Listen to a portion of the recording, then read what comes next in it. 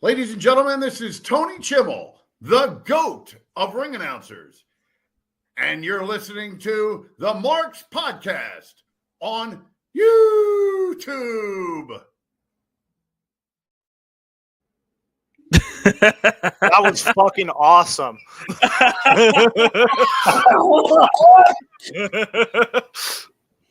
Holy shit. So first and foremost, I'd like to thank Tony Chimmel for allowing us to use his logo and doing that for us. Jacob had no idea. In fact, we were talking shit right before, and I was like, how Tony Chimmel was just fucking egotistical, fucking would never even give us time of day, fucking Gerard's buddy, bullshit. But no, thank you so much, Tony, for giving us the fucking shout out and now letting us use that as our intro. Also, it's Sunday, so you know what time it is. Welcome to the Marks Podcast with my host, the inside man, Gerard Millette, and the modern-day Jaharaja, Jacob McGovern. Also, we are the only podcast that are not run by convicted felons.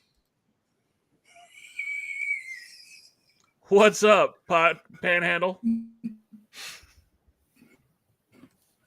Anyway. A few misdemeanors here and there, but, nothing ever stuck.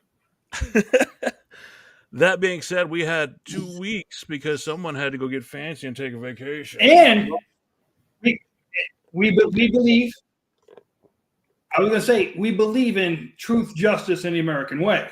And something called due fucking process. So Gerard's back.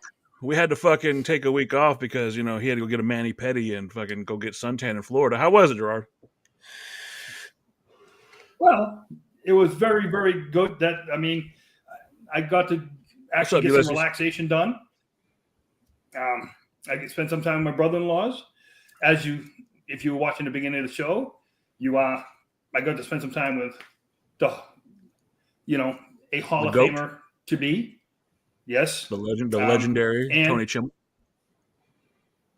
I got to spend some time with my wife's friends and, relaxation therapy, except for, the last day we were there, did nothing but rain out all day long. I'm like, damn. Well, but I'm going to get rain. More importantly, Gerard got his butthole waxed. Hey, don't knock that shit till you try it, okay? Like that, Jacob? Thanks, Dan. It cleans you out, Oh, man, Dan. You have to deal with some itchiness, afterwards, but, And some swelling, Yeah, and some swelling, but, it's not that bad. So what happened while Gerard was on vacation? Well, we had a pay-per-view called not a PLE. We had a pay-per-view called Full Gear. And I'm not going to lie. It was not fucking bad. So we're going to talk about that first. If y'all are good with that, y'all good to talk about AEW? Gerard? Yeah, that's pretty much the standard for an AEW show. If it's not that bad, that means it's okay. Because I gotta say it dragged less than most AEW shows has in the past. I don't know what the fuck they were doing with that main event, but I think we'll get into that. Yeah, we can definitely get into that. But we'll talk about the very first match. It was the pre-show match. It was Big Boom AJ with Big Justice against QT Marshall. And I don't know if I've said it on this podcast, but I'll say it straight up. QT Marshall is by far one of the most underrated sons of bitches in the fucking business. He can drag anybody to a good match. That dude puts up with a lot. That's all I'll say. Absolutely. He just, and that's the thing. He really, and I get the trying to get that extra notoriety from the Costco guys or whatever. I don't know anything about that. I'm old. I don't give a fuck about TikTok and the Costco guys. But hey, a lot of people seem to be happy with it. Yeah, Gerard, you and me are in the same boat. Who the fuck are the Costco guys? I was going to say, did they bring him in from the Costco store? Is that where they were working before they came to AEW? I don't fucking know. It's unfortunate and kind of heartbreaking in a sense that a fat kid and a 50-plus-year-old retired wrestler is going to make more money just from eating shit from Costco than I'll ever make in my whole life. That's literally all they do. That's all these, they went to Costco and they got the chicken bakes and that's it. Like, they got famous for that. Ulysses, we're actually going to talk about that too. Yeah, in fact, we're going to compare both. And unironically, Big Boom AJ, a guy who has, to my knowledge, not been in the ring in 20 plus years. He was an indie wrestler back in the early 2000s in New Jersey, I think it was.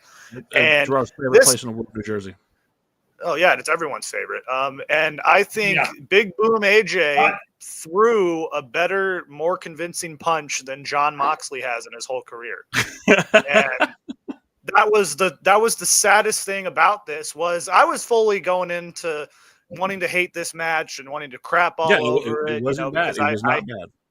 Yeah, and I hate these Costco kids more than anything. I'm not gonna give my full, because these are kids at this point. I'm not gonna give my full opinion on them because this is a PG show technically. But this Costco kid, like it's just like I just want to like sometimes, when people have punchable faces, like it's just I see this. Hold on. I didn't think we were gonna go into it this early, but since we're here and Jacob's on one. Welcome, everybody.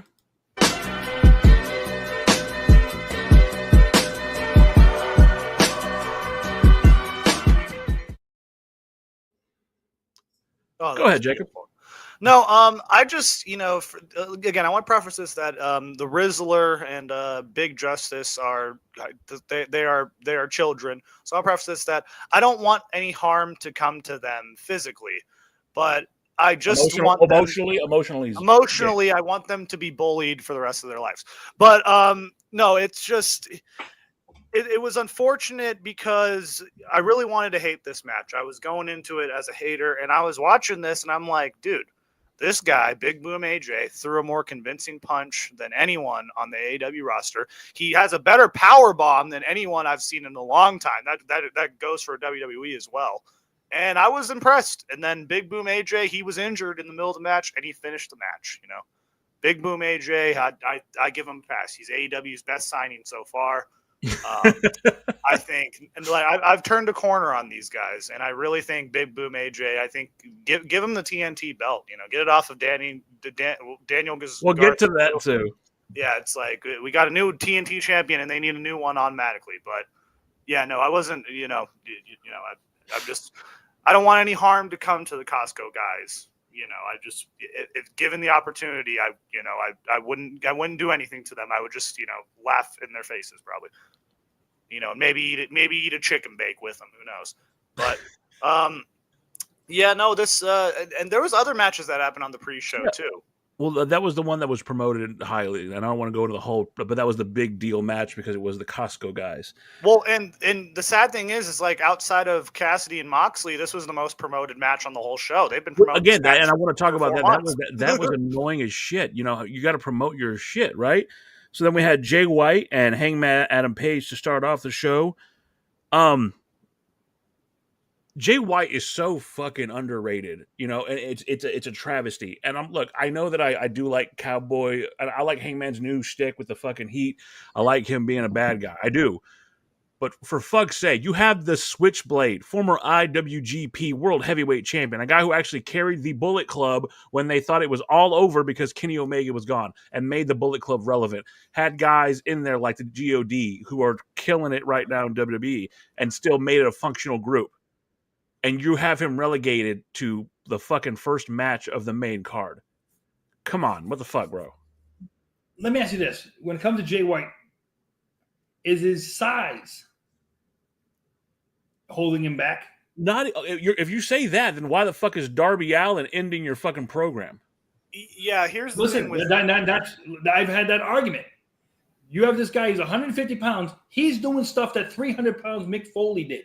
Look at the injuries Mick Foley did. He's discrediting Mick Foley because Mick Foley is not walking straight right now. Let's all agree with that. Darby Allin is, whatever his age is, by the time he's done, not only better he not be worse walking than Mick Foley, he should be in a wheelchair or on crutches or something like that for the rest of his life. When you have a guy doing that, Darby must have access to like really good Novocaine or something like that because the amount of bumps this dude takes, and he's straight edge too, so he doesn't do anything. So like it's but that's the thing. Like Darby, there's not enough DDP yoga that's going to fix that kid when he's done. And I'm not hating the guy for loving his fucking business. I'm not. But to go back to Jay White, you have a guy in ring who's just smooth as butter. I mean, that guy is just slick. And again, you're relegating him to a grudge match with a guy he's beaten 5 fucking times now. That makes no sense to me. I think the right guy went over. I think if you're going to put, but I think it's all for naught because you're going to feed him to Moxley. And I'll get into that and my issues with the Moxley, title run right now. And again, at first I was all for it, but we're not seeing anything. Okay. We're seeing next to nothing. We're seeing Jay White win. Good. That switchblade he hit out of nowhere. Beautiful fucking move. I felt the stiffness. It got a little hard in there, which is good. I like a little roughness in my matches, but the right guy went over. As far as that, if y'all have any other comments, we can move on to the next one. Well, as much as I dislike Adam Page, I really think when he can go with the right person, he can really go. And I think him and Swerve have proven they can get physical. And sometimes there's an art to the gore, there's an art to the brutality, but putting a fucking hypodermic needle through someone's face is a little too much for me. Yeah, well, and this just like you said with Jay White, I just think had he gone to WWE, he would have been in a way better position than he is right now because I think he would have gotten over in WWE. I think that it would have put him more spotlight because he doesn't get enough time to talk. I think if he just went out there every week with a microphone, he would get massively over. But the problem is that AEW has so much fucking people that they want to focus on. And not enough time to put everybody out there. They're buying talent to keep it away from WWE. Yeah, Gerard, and the fact in the matter is that this match really should have been built up more than what it is. And obviously they're going to continue it. I mean, we saw with the main event and what happened on Collision. But Jacob, hold that thought. Gerard, what do you got? If Hangman Page was an executive, like EVP, I think he would be your top guy. And you know what the sad part is about that? He has the look. He has the ability to be one. And he's just put off now to it seems like he's now an enhancement talent. What did he do? To say that about Jay White is almost embarrassing. How dare you say it about Jay fucking White? No, I'm saying that about No, I agree with you. Page. And I'm saying is, why is Adam Page being relegated down to there to helping other guys come up when all his best friends are the EVPs? Well, what did he? Adam Page is the guy who works with the guy. I don't think he can be a top guy. It was proven when he had the belt. Is Adam Page the Triple H of the Clique? I think he's the road dog of the Clique, really, personally. No, what I mean is, we're talking about Michael. Oh, no, I'm thinking DX. Razor, Diesel, and Kid. I think he's X-Pac of all of them, but no. What I mean is, those 4 guys when they did the Madison Square Garden thing, they weren't gonna put bury Triple H. I mean, they weren't gonna bury Heartbreak Kid. They couldn't bury. He was holding the belt, and the other 2 were leaving. So. Right, the other 2 are leaving. So, and then Triple H was supposed to win King of the Ring, and because he did the curtain call, he didn't win. Austin won, which skyrocketed him to the fucking. But to be fair, Triple H didn't do bad. Let's be honest. Triple H has had a hell of a career. He's a notable face. He's doing great work. I don't know what's going to happen. There's a lot of things. I'm the AEW guy here, right? I'm the guy who supports AEW here, and I'm not happy with the product right now. So that's what I'm saying. Gerard, are you saying like? Are you saying Hangman Page is kind of like, or are you saying he's kind of being like not necessarily punished because I don't think he's being punished in any way, but are you saying like he's kind of being underutilized as like a way to I don't know because of his association with the Bucks? I don't know. in a way, yeah, because obviously Tony Khan ain't gonna hurt them guys. They're not gonna hurt. He ain't gonna hurt Jericho. He ain't gonna hurt the Young Bucks. So if he can push somebody down the card who supposedly been there since the beginning, Gerard. Now we're gonna shove him down. He is responsible for the first issue they had with CM Punk. Yeah, so could this be a punishment for that? I don't know if it's a punishment, but there might be something to that. There might be something to that. It might be. I mean, that's something to think about. I'm not gonna say we're all speculating here. Hey, we're fucking. I don't know. Hey. I don't know. Shit, Hangman Page, could be on his way to winning the title himself. I don't know. Knowing Tony Khan, he might do that. But It's unfortunate the situation Jay White's in, because now we're in a situation where he's gonna lose to Moxley. I mean, spoiler alert, but we're in a situation where he's probably gonna get fed to the wolves, and I don't want to see that. To be fair, somebody who's definitely not winning the title anytime soon in the next match it's Roderick Strong, who is the backbreaker king against. And you know what? He was in rare form this night. Maxwell Jacob Friedman. I felt some of that old heat. The motherfucker brought up Roderick Strong's mother shooting his dad. What the fuck? Well, and where the fuck did this come from? Like, this just came out of nowhere. Like I saw this on Twitter. Like, I was scrolling past it. I know it's called X. It's always gonna be fucking Twitter. But I was scrolling down and I saw like, oh yeah, when they should have just shot you instead or whatever. And I'm like, what? I'm like, what? Is this a real thing that happened? Yeah, apparently his yeah. Well, I'll put you like this. For that comment alone, and you guys will understand this, that comment alone can get a lot of people into trouble. Fuck yeah. I understand they cleared it. Okay. And you know, with what happened with Austin and Pillman, you thought that kind of stuff, we all know that kind of stuff doesn't belong in professional wrestling. The stuff where Austin did with McMahon, we had the gun in the ring and he pulled the trigger and it said bang, you know, the old Roadrunner gimmick and stuff like that, or, you know, stuff like that, fine. You know, at the end of the day, you know, it's going to be a gimmick gun. But to say stuff like that and wish death upon somebody like that, and then you go up you got his ass interested, Gerard. He's got him in. I'm invested. I love MJF though, so I'm where does he go from there though? Where does he go? Okay. But Roderick Strong got buried 6 feet under with that. I mean, Gerard. But remember here, he's the fucking demographic they want. They don't give a shit about you and me. They want his ass. And so that's valid. And the sad thing is like, man, MJF, you know, he's in Happy Gilmore 2 right now, and he's not on TV enough. When they fucking re-signed him, they should have had MJF out there every single week. They shouldn't have had him be the fucking baby face. They shouldn't have had him do any of that. They should have just had him. That was MJF's call, though. No, hold on. This whole thing has been off ever since, and I don't blame him because injuries fucking happen, and we'll talk about that another time.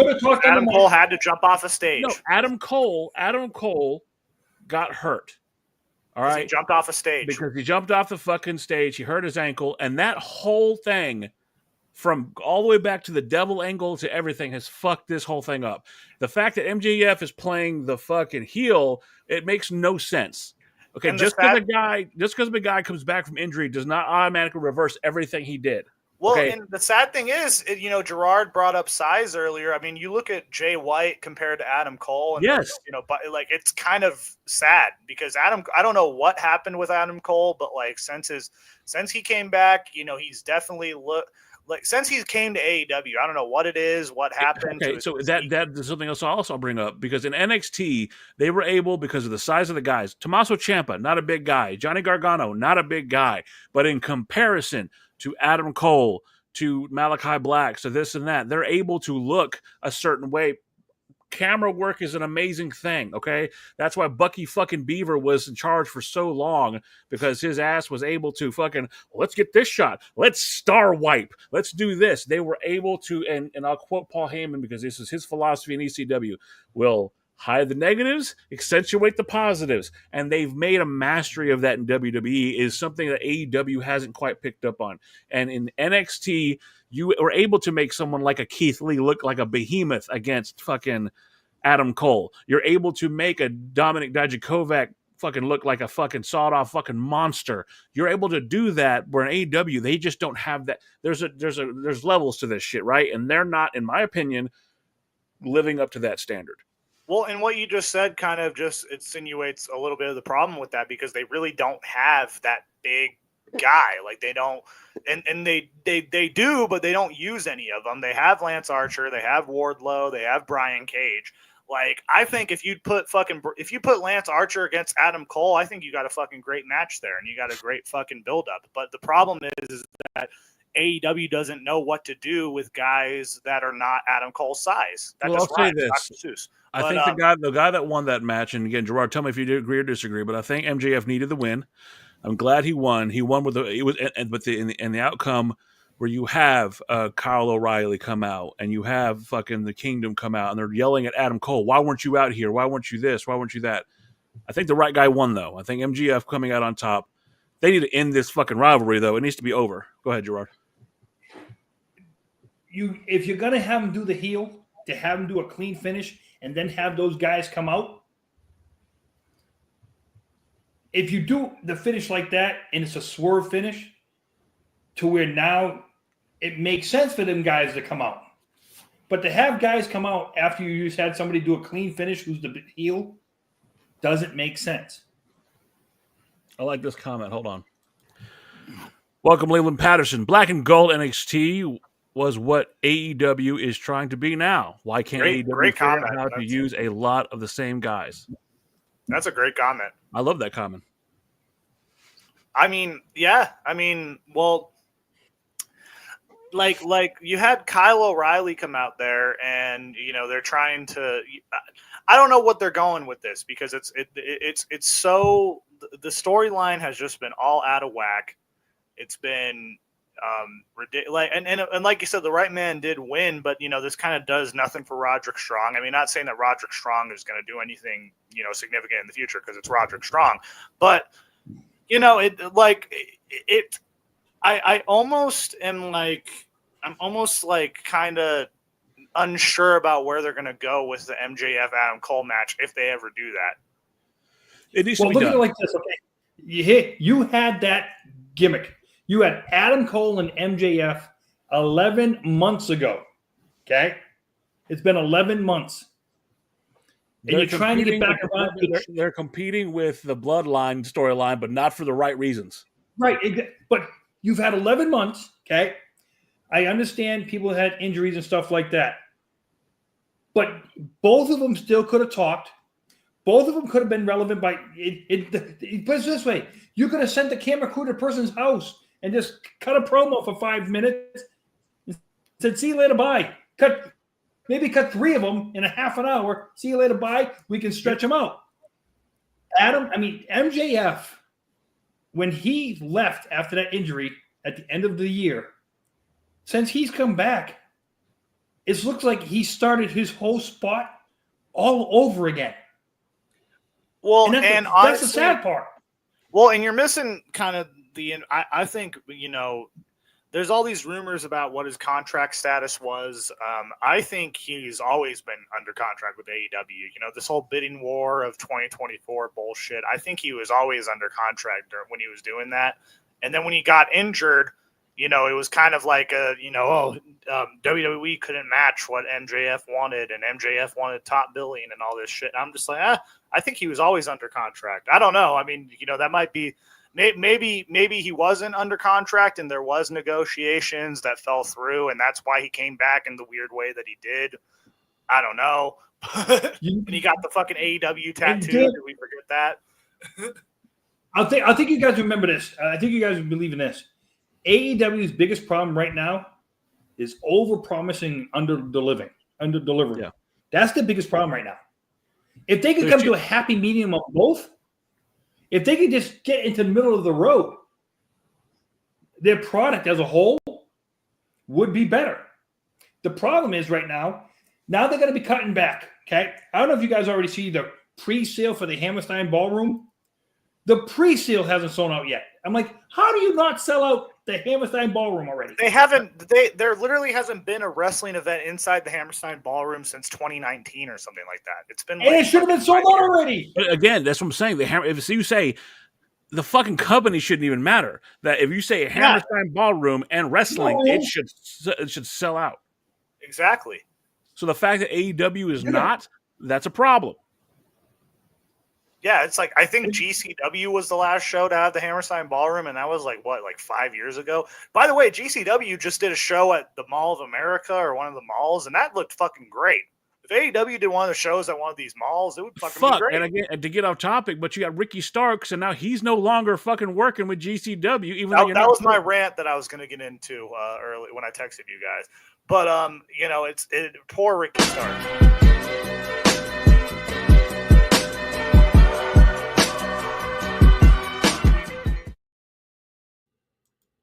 All right, so Oh, we got Christ division. I don't know what that. We're good. Yeah, But praise go ahead. Jesus. Go ahead, Jacob. Ricky. Let's talk about Ricky Starks. All right, so I'm gonna ask you guys. You guys are. I don't know if how Gerard is on the Ricky Starks situation, but Dan, you kind of know Ricky Starks and his whole struggle and what's been going on with him. Where do you think it went wrong for Ricky Starks? He got over when he wasn't supposed to. No, but was there any specific segment, or was there any? Was there a person? You know what? I'll tell you what happened. He just alluded to it. He got big quicker than they wanted him to, and he was draining out people that they didn't. In other words, he went up, and other people who were supposed to go up didn't. So they basically killed him. I'll give you a perfect example. The Acclaimed. What the? You took your number one selling merchandise. The people actually who are making you shit ton of money. And you've killed them. You basically just destroyed them. Dude, when I was in Arizona, when AEW came to Arizona, just a little side about the Acclaim. When AEW came to Arizona, I talked about this on the show I think before, but there was literally like more Acclaimed shirts. Like people were bringing like there was a couple scissor signs. Like they were chanting Scissor Zona when they were here. Scissor Zona, because they were fucking over. They got the biggest pop of the whole night. But back to Ricky Starks, man. Ricky Starks, now what I was alluding to, yes, I think he got himself over, but what I was alluding to was there was a segment with Ricky Starks. Now before this, I want to preface this with Ricky Starks is really great friends with Cody Rhodes. Ricky Starks is really good friends with Jade Cargo. Yep, Ricky Starks is very good friends with Jade Cargo. Ricky Starks is also very good friends with CM Punk. So let's get into a promo with Ricky Starks, Christian Cage, Bryan Danielson, and Adam Copeland.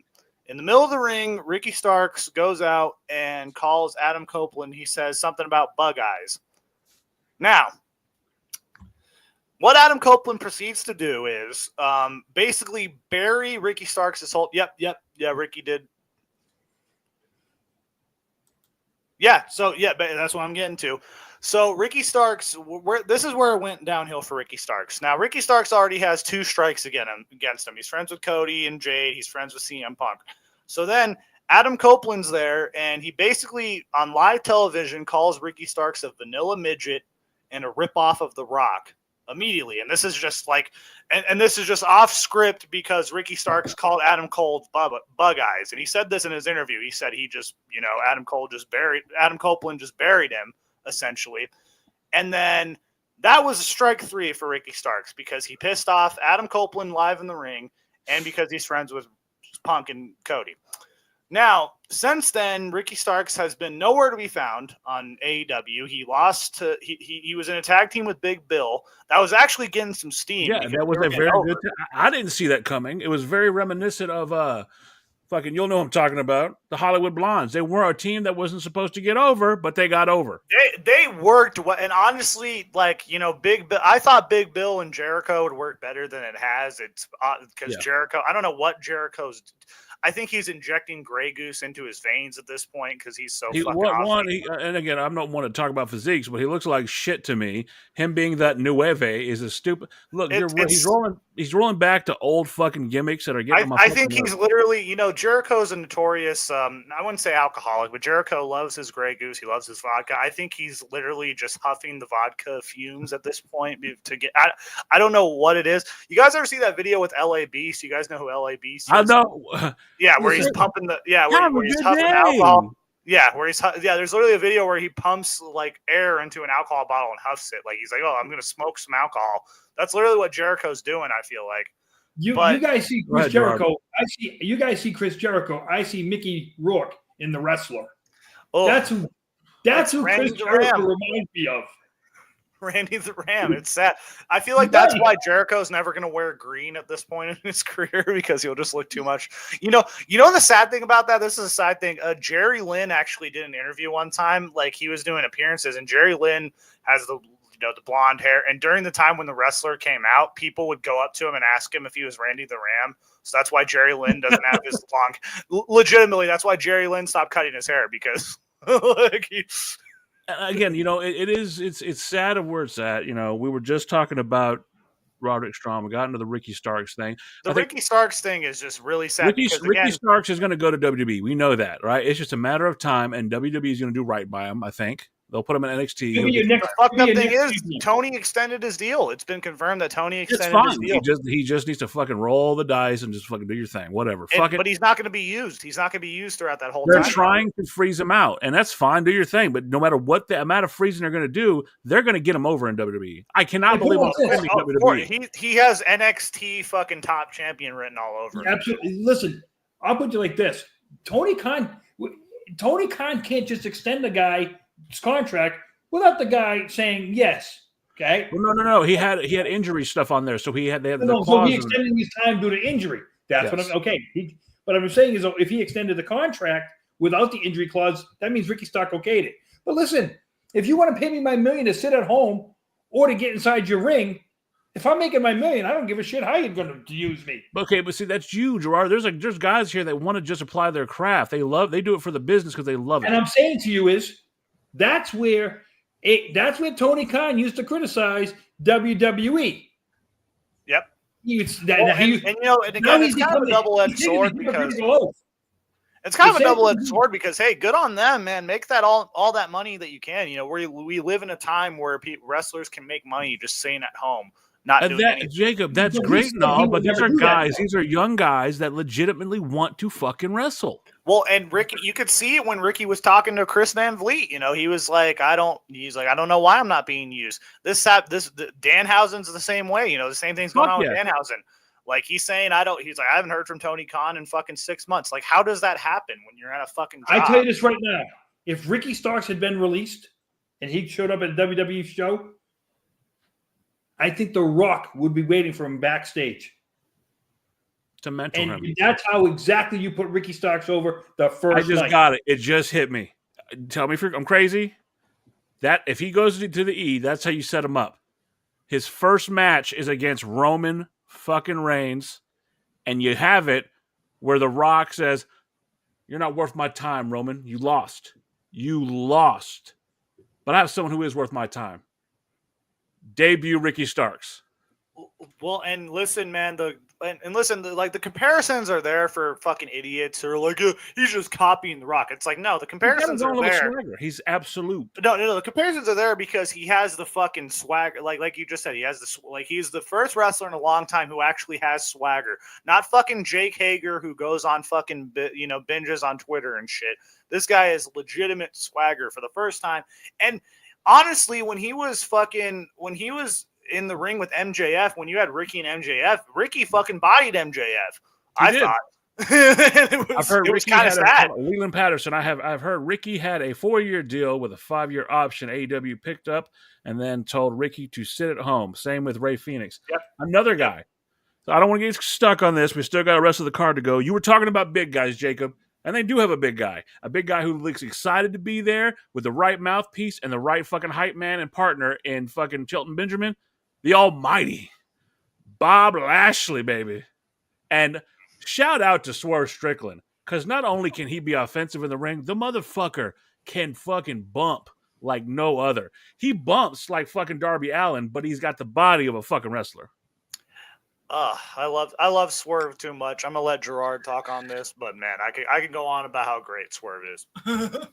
Well, Bobby Lashley went over. Okay, he had to. He didn't just go over Gerard. He dominated. Hold on, It was the right move, but I don't think it should have been against Swerve. My thing about it is like this: why do you got to take out Prince Nana? Because you want them both out. But my thing is like this. All right. When you have a guy like Bobby Lashley in the Hurt Business, to take out a guy, you beat Swerve, you beat him up. To take out his manager at the same time now, you're going to add insult to injury. Here's the problem with that. You guys know it as well as I do. When you act like somebody so dominant that he cannot be beaten, when he gets beaten, it doesn't come across nearly. It's like, for the longest time, Brock Lesnar. He kind of cried. And if you want to build up Bobby Lashley as Brock Lesnar, you better be prepared because, Bobby ain't no spring chicken. No. And if you're gonna end up with him versus Moxley, which is gonna be kind of crazy, you're gonna have I don't think it's gonna be Moxley, but keep going. I'm listening. No, Gerard has a good point there, though. If you end up in boxing yourself in with Lashley versus Moxley, right? Where do you go?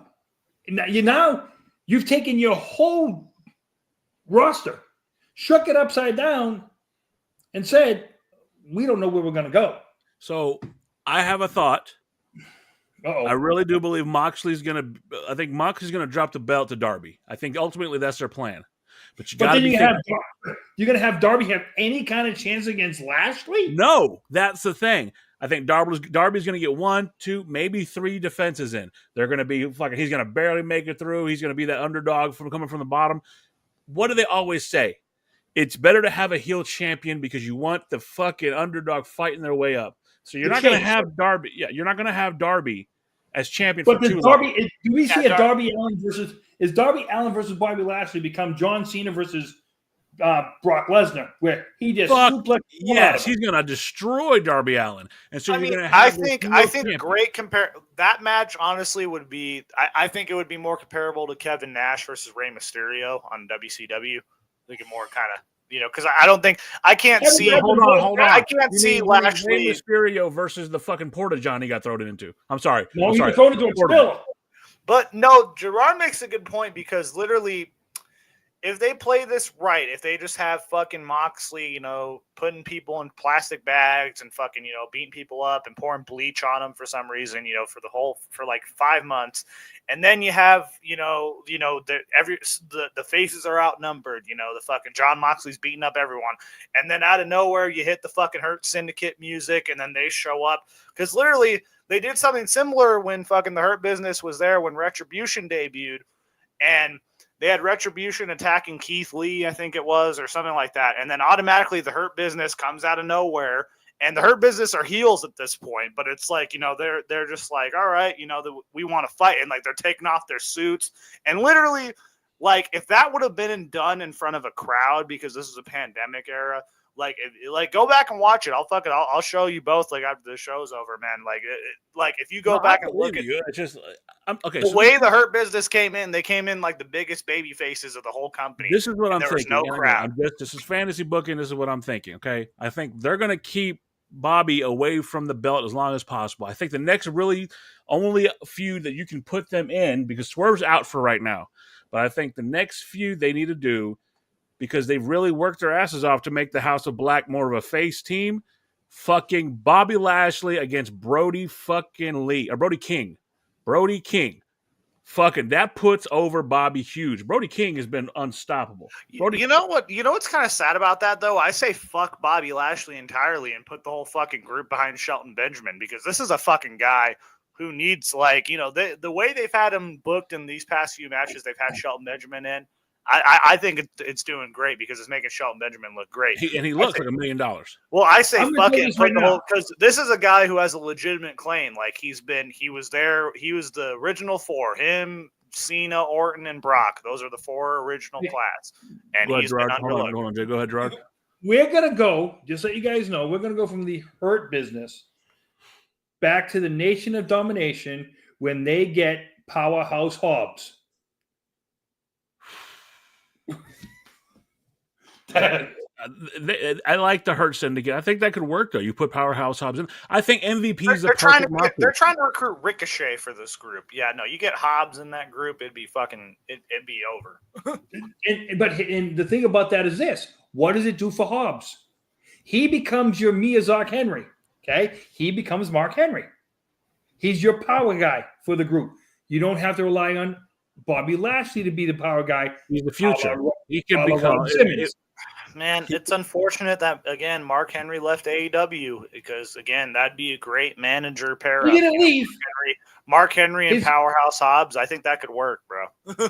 Speaking of the future, our next match has 2 guys who are just put on a fucking clinic for this generation of wrestling in the aerial assassin, Will Ospreay, against fucking Kyle Fletcher. I didn't think I could like a match like this because I'm not a super big fan of the flippy dippy shit. I like, I'm a fucking FTR guy. I'm a fucking the Anderson brothers fucking fan, and I'm talking about Ole and Gene Anderson, and some Arn, but that's the kind of wrestling I grew up and liked. I don't like flippy dippy shit for the most part. I like this fucking match, and what you did was you built a new star in Kyle Fletcher. You know why you don't like the flippy dippy especially when it comes to AEW? It looks fake as shit. Every match is flippy dippy. And to have the old school draw it out kind of guy, give me an AEW who's old school like that can draw it out. There's only one. Dustin Rhodes. That's it. He's the only guy that draws it out. Okay? He's the only guy. The only thing is Gerard is not a fan of his blade jobs. But I'm saying is, to have every match seem like it's a luchador match, it gets tiring for the fans. To me, it should get tiring of the fans because you're throwing each other around. I know it just hit me, Gerard. I know it's going to turn around AEW. I know exactly the man they need to bring in. You know what? They need to bring two guys in. Two guys who will turn the entire thing around. I'm so convinced by this, and just because I want to fucking play it so bad, I'm going to do this.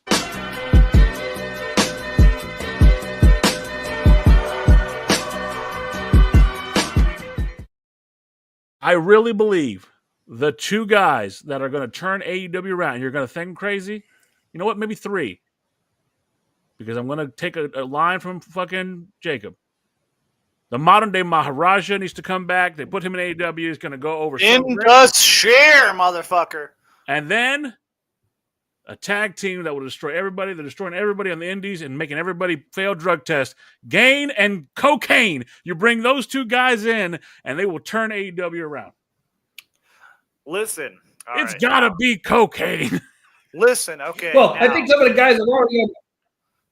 I think some of the guys are already on one of them because I guarantee you Tony Khan has no wellness program. Listen, yeah, we know there's no wellness test in AEW because, Tony Khan is the way he is.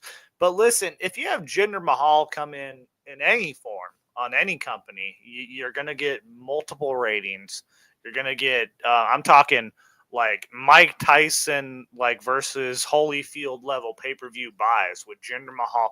I say Jinder Mahal versus Jon Moxley for the world title. I say, you know what? It'd be beautiful. You want to talk about a real technical wrestling match, that'll be a technical wrestling marvel. But no, just bring Jinder Mahal in general. It'd be beautiful. I apologize for the tangent, but what Dan is saying is true. You really did kind of make Kyle Fletcher with this match. If you just watch this with pure eyes on wrestling, in general, you made Kyle Fletcher in this match. It sucks because Kyle Fletcher is Kyle Fletcher. He just kind of looks weird to me. I don't know what it is about him. He's very off-putting to me when I see him in the ring. But then again, he's managed by Don Callis, so that kind of goes hand in hand. I like Don Callis, though.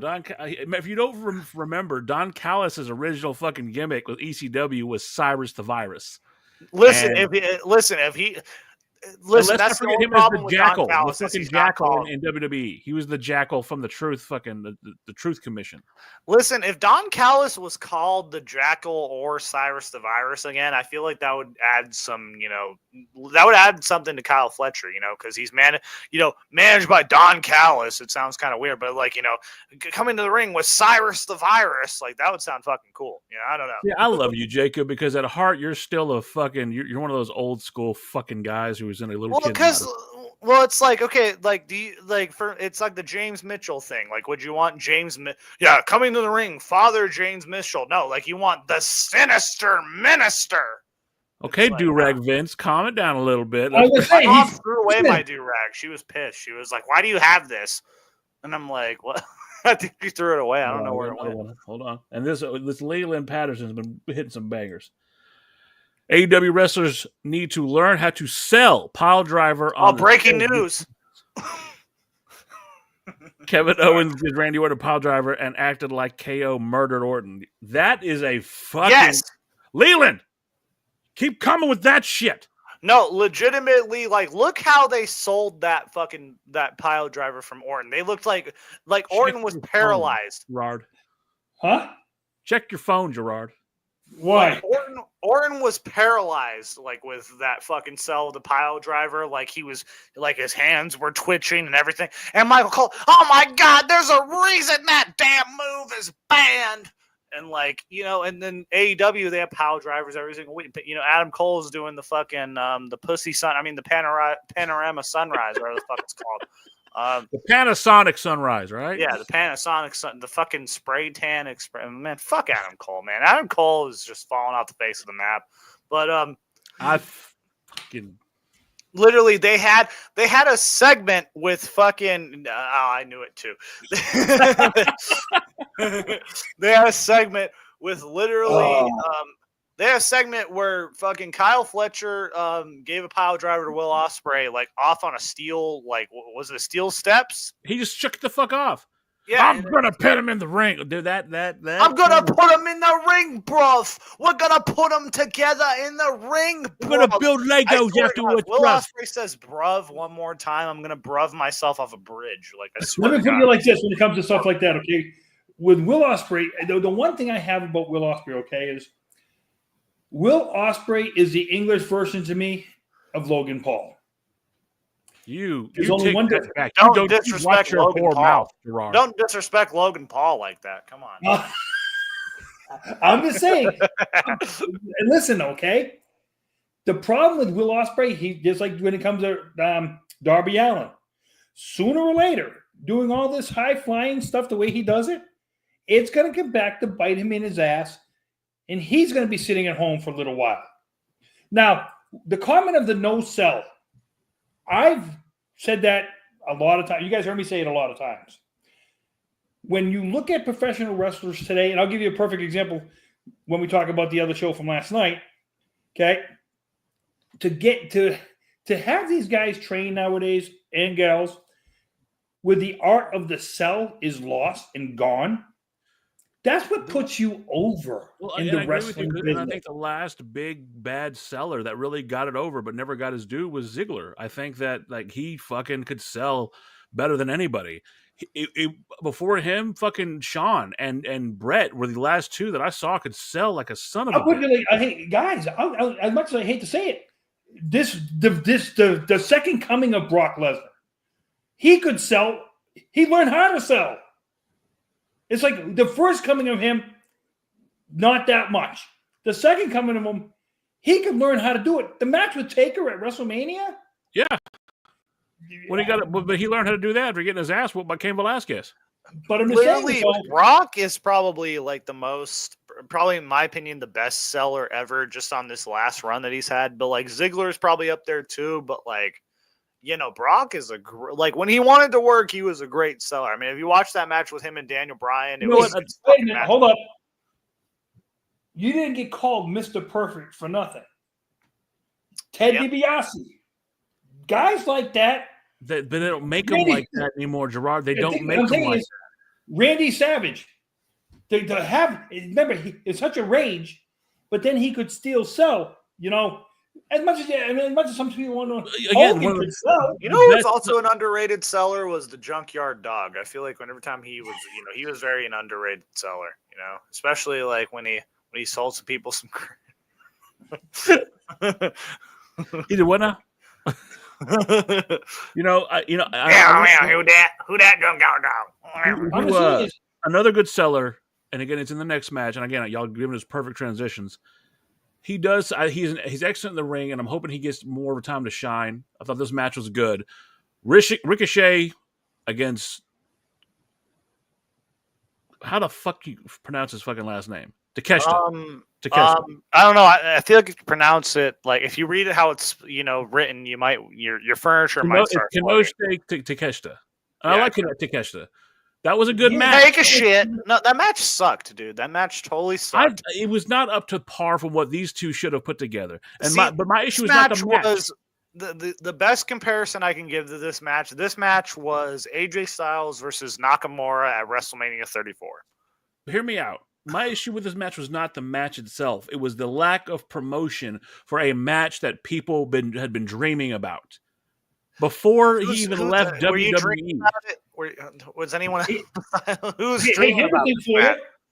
They could have put Ricky Starks in with put Ricky Starks in. You could have put right, Ricky Starks you're right. anywhere on this You're pay-per-view. right, but Well, and Dan just said the best thing about this whole pay-per-view. Like, there was no promotion at all. Besides that shitty fucking November Rain video that they put out. With which they're fucking just hyping. Tony Khan for spent shit. millions of dollars for this shit, and it was horrible. And then, you know, the only thing they promoted on the show was fucking the Costco guy versus QT Marshall. By the way, QT Marshall just came back to the company. He's been gone since fucking February. And he's just. Hey, and I would like to say, hey, when I got Jacob Fatu in the chat. Holy shit. We're making out the big bucks. And I would like to say this about that. Okay.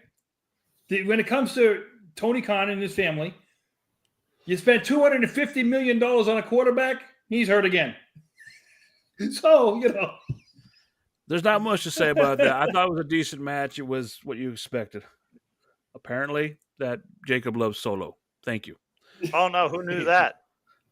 The next match has some guys we were talking about earlier for the AEW World Tag Team titles. It was Private Party defending against the Outrunners, the House of Black, and the Acclaimed. Yet, the entire match was about the fucking Acclaimed split. You have the tag team titles that are being overshadowed by a tag team splitting. What the fuck, Tony? Well, and it doesn't mean shit because, again, you have House of... But first of all, why is Aleister...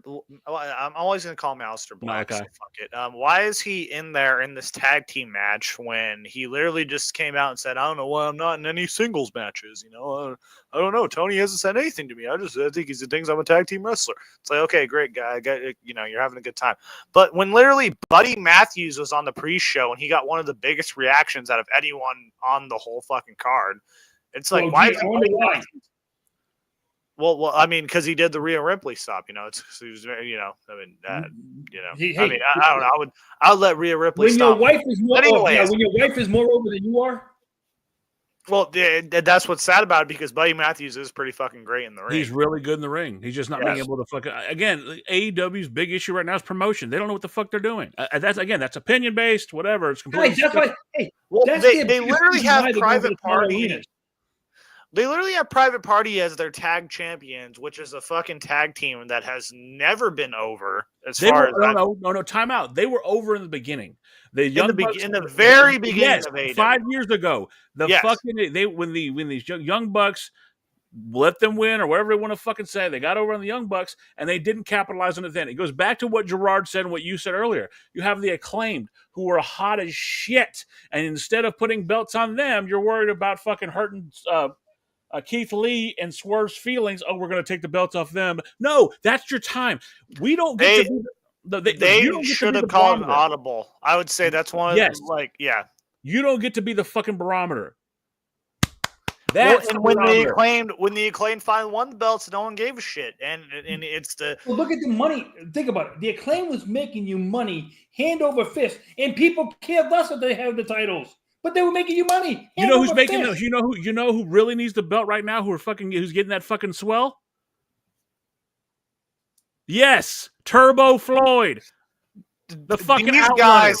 They've been wrestling since 1985. They need these guys have been, in the business for almost 40 years at this point. Of the Beverly Brothers. These guys have been in the business for over 40 years. You will not talk ill of the Runners.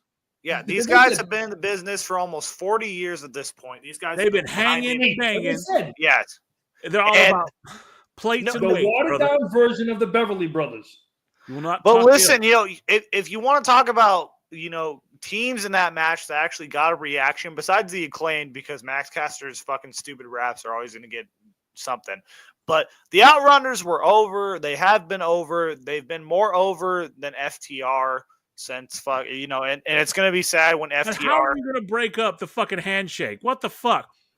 Yeah, FTR is like I don't know what happened to FTR. I think they had some type of blood oath. One of the guys got fucking busted with a gun. I don't know. Some other shit happened. Yeah. So let's take Ricky Starks. Let's take Ricky Starks off indie shows and shit. But we're not going to fucking punish Cash, who pulled a gun out on someone in traffic.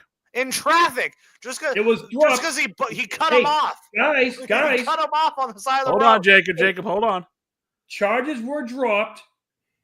He wasn't convicted of anything. You can't. That's right. You know, I'm sorry. We are a podcast that believes in due process. Many years. We believe in due process, and as you well know, process. But it's like let's have Ricky Starks not on TV, and then we're gonna fucking put the FTR everywhere. You know, and Ricky Starks, he even said, like, you know, when he was in the Royal Rumble, like when he was backstage for the Royal Rumble, someone came up to him and was like, you know, that's not a good look, brother. And like all the comments were like, how much you want to bet this is FTR bald? And I'm like, I don't know, they're Dax and Cash, but I call them FTR bald and FTR Glock because one of them, you know, pull out the gun and one of them's bald. well, you know, here's the thing about that. You're allowed to go to your competitive shows. You're allowed to. You can't get on their camera. Like he was backstage. Right. Some security jabroni took a picture of him behind stage and leaked it out. There's nothing wrong with that per se because, hey, it's all in the business. I understand it. I get it. I have nothing wrong with it. What I have a problem with, Ricky Stark should have been the one to put it to bed. That I have a problem with. You think him not saying anything kind of... Once it got leaked out, he should have wanted coming out saying, hey, him not saying nothing, hey, I went to go see a friend of mine compete in an event. There's nothing wrong with it. We do it all the time with each other. I mean, we have friends in the business. Bailey people. And Tamina and fucking what's her name, Naomi, went to go see fucking Mercedes. Well, and they were at the team. They were at when Naomi debuted in TNA. They were there too. And I'm saying is, they all do. Hey, listen, I'm not telling people they don't have to have a personal life. Do what you want in your personal life. But when that stuff gets leaked out, be the one that gets in front of it. Be the ones that makes the comment. Don't let your boss do it for you because your boss wasn't there. It's your personal life. What I do in my personal life. So you think Ricky kind of didn't say anything and kind of let it leak out? Like, you know, you think that? I don't think. No, it was some security guard. Some security guard put it out there. I know what you're saying. Like afterwards, like Ricky should have said something and he didn't. He should have been the one to get in front of it, and he should have been called up Tony and say, "Listen, this happened." What's Tony going to say to him? Hey, I can't say nothing. Well, apparently no one can get a hold of fucking Tony. Right. And hey, listen. He just ghosts people. I mean, how many times you see guys at UFC events, you think those guys, it's on their personal time. They get shown on camera. Before they merged with WWE, the only reason why they got away with it, why? They were at a personal event that they could not have anything to do with, not talking any contracts or nothing like that. Except for when Taker showed up and him and Brock Lesnar almost got to it right there. That was a great moment, by the way. But I look back at it like it's not a situation like, I don't know if you guys remember, this is a very obscure tag team, and this was not that long ago. But there was a tag team by the name of the Highlanders. Yeah, the Highlanders. Yep. So one of their members, the one who wasn't bald, went on a TNA show one time. And then TNA showed him on camera and was like, "Oh yeah, that's they addressed his WWE did it with Britt Baker whenever fucking Adam Cole. Here's the thing. Yeah, they just said that's Adam Cole's girlfriend right there, and then they apologized. That was a shitty thing to do. Well, they apologized for it. Though. I don't give a fuck. He still did it. Well, you can say that. It's like, as long as you don't say her name, as long as you don't say the name, you're fine. No, they didn't say her name or anything. They apologized. They posted, they're like, hey, we didn't know that was going to cause some static. But with the Highlanders, he was a bit, well, of course, it's Triple H. Triple H is the C color. But, like, they had the thing with the Highlanders, like, he was on screen and they identified him. They're like, yeah, that's a WWE superstar. And that fucked their whole career up. Like, where are the Highlanders at now? They're probably at Home Depot fucking putting the pallets, or needless to say, I think look, I don't dislike Private Party, but I don't think they're fucking over enough to be the tag team champions right now. They never have been. They've never been over. They made it seem like when they won the belts, they promoted on social media like, 5 years in the making. That's finally happened. The thing people have been clamoring for. It's like, really? Like, weren't these guys like Matt Hardy's bitches for like 2 years? Like, So the next match after that, and it has fucking. That tells you all you need to know about that match. By the way, Dan's telling you he doesn't even care. It wasn't a good match for me. There was spots, it wasn't my thing. But the next match, Outrunner should have won. The Outrunner should have won. Has the two of Jacob's favorite wrestlers, and that is Daniel Garcia and Jack Perry. Despite what you think, I actually do like Daniel Garcia. I think he's before he did all that fucking dick dancing shit. I think he was pretty good. You know, before he leaned into that like a fucking retard. I think he was better off. Garcia went over. Sorry, special person. I shouldn't say the R word on the show. I thought that it was a good match. I thought Daniel Garcia, they played the submission game, and I think Jack Perry was a horrible fucking TNT champion. I don't think he held that belt. I think the belt made him. I think he made the belt look stupid. Him driving around in a fucking U-Haul van, that didn't add shit for me. This whole scapegoat character makes him sound like a whiny bitch. Look, you acted like a child. And now you got rewarded for it. That's how I look at it. You got a belt. That's his whole AEW career right there. What you just said, realistically, and he acted like a child. They call these guys the pillars. Hell, I like Sammy Garcia. I think he's too fucking undersized. I'm sorry, that's my opinion. I think Darby's too undersized. I think Jack Perry's too undersized. The only guy that fucking pillar that I think is actually looks like a legitimate wrestler is MJF. And Daniel Garcia, I like him a lot. I think he has a talent. I think he needs to fill out a little more. And I don't think there's a problem in fucking saying that. I don't think there's a problem with quoting someone like JR who said, look, some of these guys didn't make it because their upper body wasn't all that. They didn't look the image of a wrestler. Fuck, I'm not a wrestler. All right. I can't do that shit because I don't look the fucking part. I know my limitations. I understand you want something so bad you can make it happen, but you cannot have an entire fucking company filled with Spike Dudleys. I'm sorry, you just can't. If I'm wrong, please fucking sue me. But no. Listen, I've had that discussion with people, and my biggest thing about that is this: like I said, you delegitimize, and you can go either way. Your big guys who can work. And they have to sell to get the hard fan reaction, or the little guys who do the exact same move and do the no-sell. So you're telling me for these big guys, they're supposed to knock them out, but for the little guys, they can do a 15-minute spot fest, and they never get hurt? That's where that comes into play. The professional wrestling fan loves it simplified. They don't love it when they have to try and figure it out. Just keep it simplified. But when you constantly running the same match over and over, like the Danny Garcia and who do you say you wrestled? Who do you wrestle? Jack Perry. I'm just sorry, name dropped.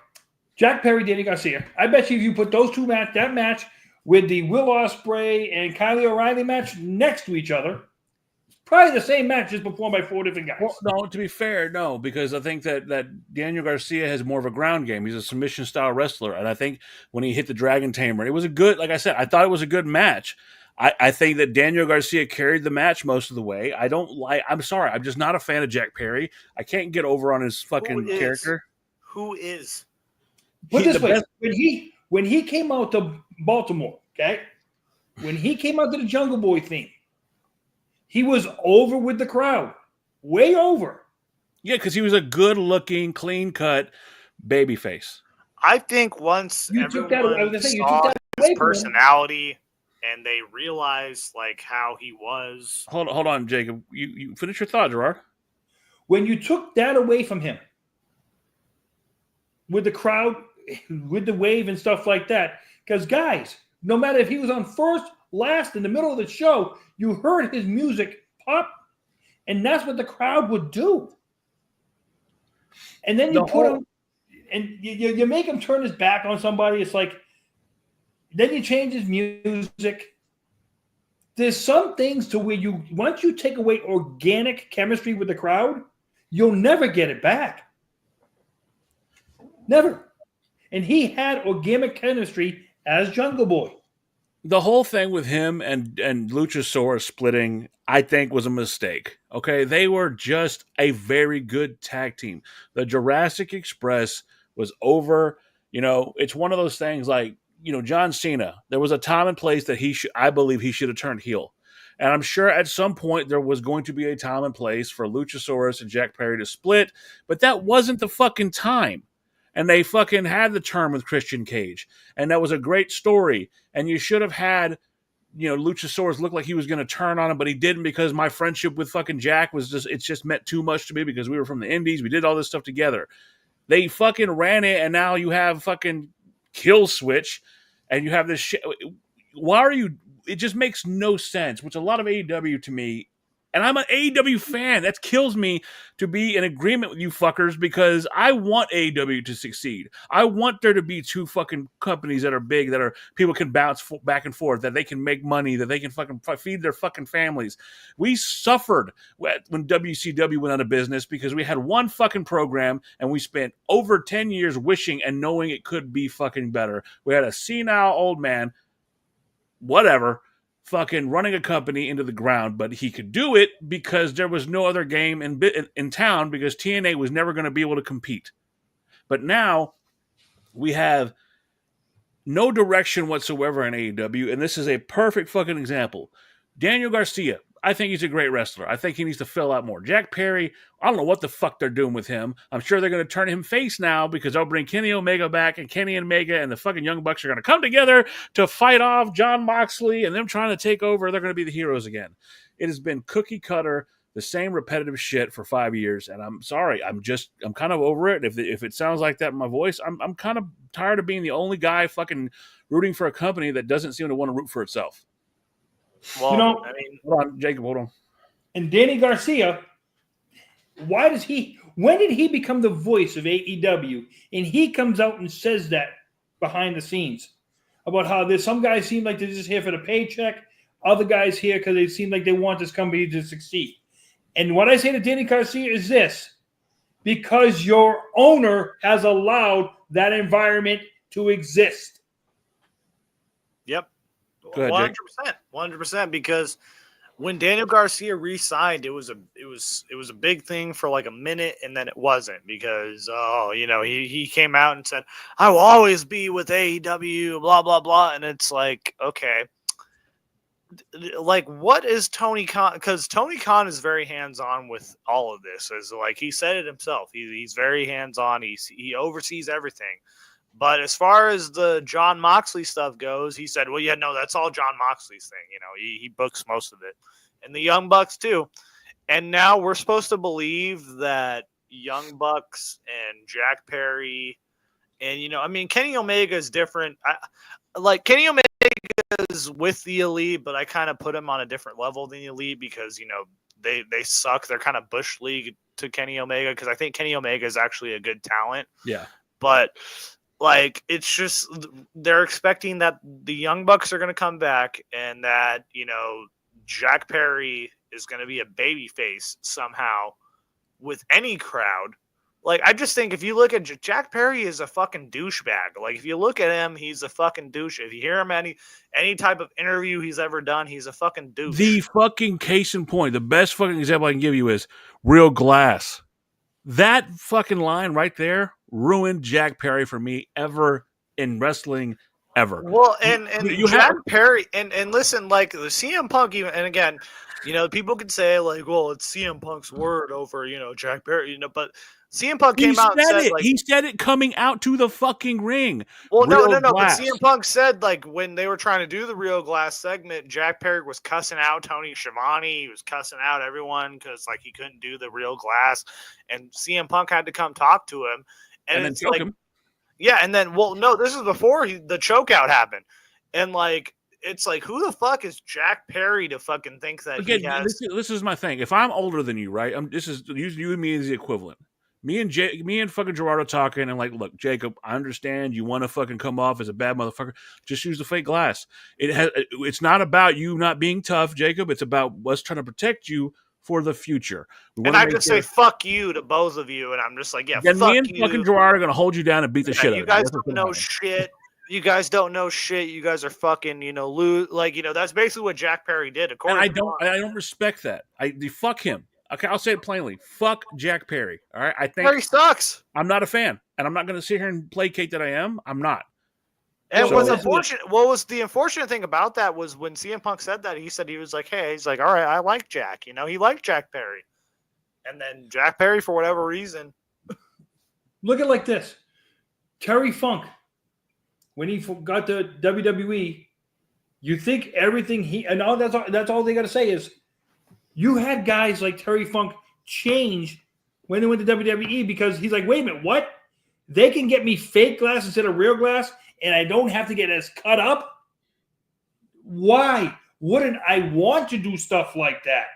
If you can get the same equivalent, it looks the exact same spot, but you're protecting your body. Why wouldn't you want to? You know, the sad thing about that is that, you know, Terry Funk probably would have told Hangman or fucking Jack Perry, yeah, use fake glass, you know. Okay, that's the story of fucking AEW in the past couple of years. My friend said I could do this, or I'm defending my friend. Yeah, hey, Hangman, what's Colt Cabana doing for you now? Yeah, exactly. Well, and Hangman, guess he's making a fucking buku $1 million over in WWE. He's not losing out. Oh, this is why I don't like Hangman. Phil Brooks is making a shit ton of money right now, not having to put up with bullshit. Yeah, this is why specifically I don't like Hangman, because he came out literally on an interview like live and said, "Yeah, I don't need to take advice from anyone. You know, I don't really need the advice." That'd be like if I was trying to, like, if Gerard was training me to be a referee, and then like one night I just go, "Yeah, no, sir, I think I'm about to referee this match. I don't need your advice, sir. Like, you know, I'm gonna do my thing out there."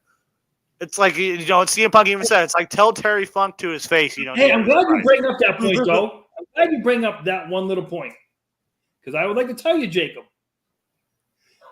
I was actually having a nice little phone chat with Mike Chioda the other day too. Go, Mike Chioda. You know, it's I hope funny that man's getting paid handsomely. That's all I gotta say. He's just touring around the world. Like this. I'm done talking about fucking Jack Perry. Congratulations, Daniel Garcia. I hope you do better with the belt. Well, no, I want to hear what Gerard's going to say about Mike Chioda. No, like I said, we just talked. You know, it was about a 5 to 10 minute conversation. It was me, him, and Chimmel all on the phone call. I was standing next to Tony, and we had the phone talking to Chioda. So it felt like 30 years ago.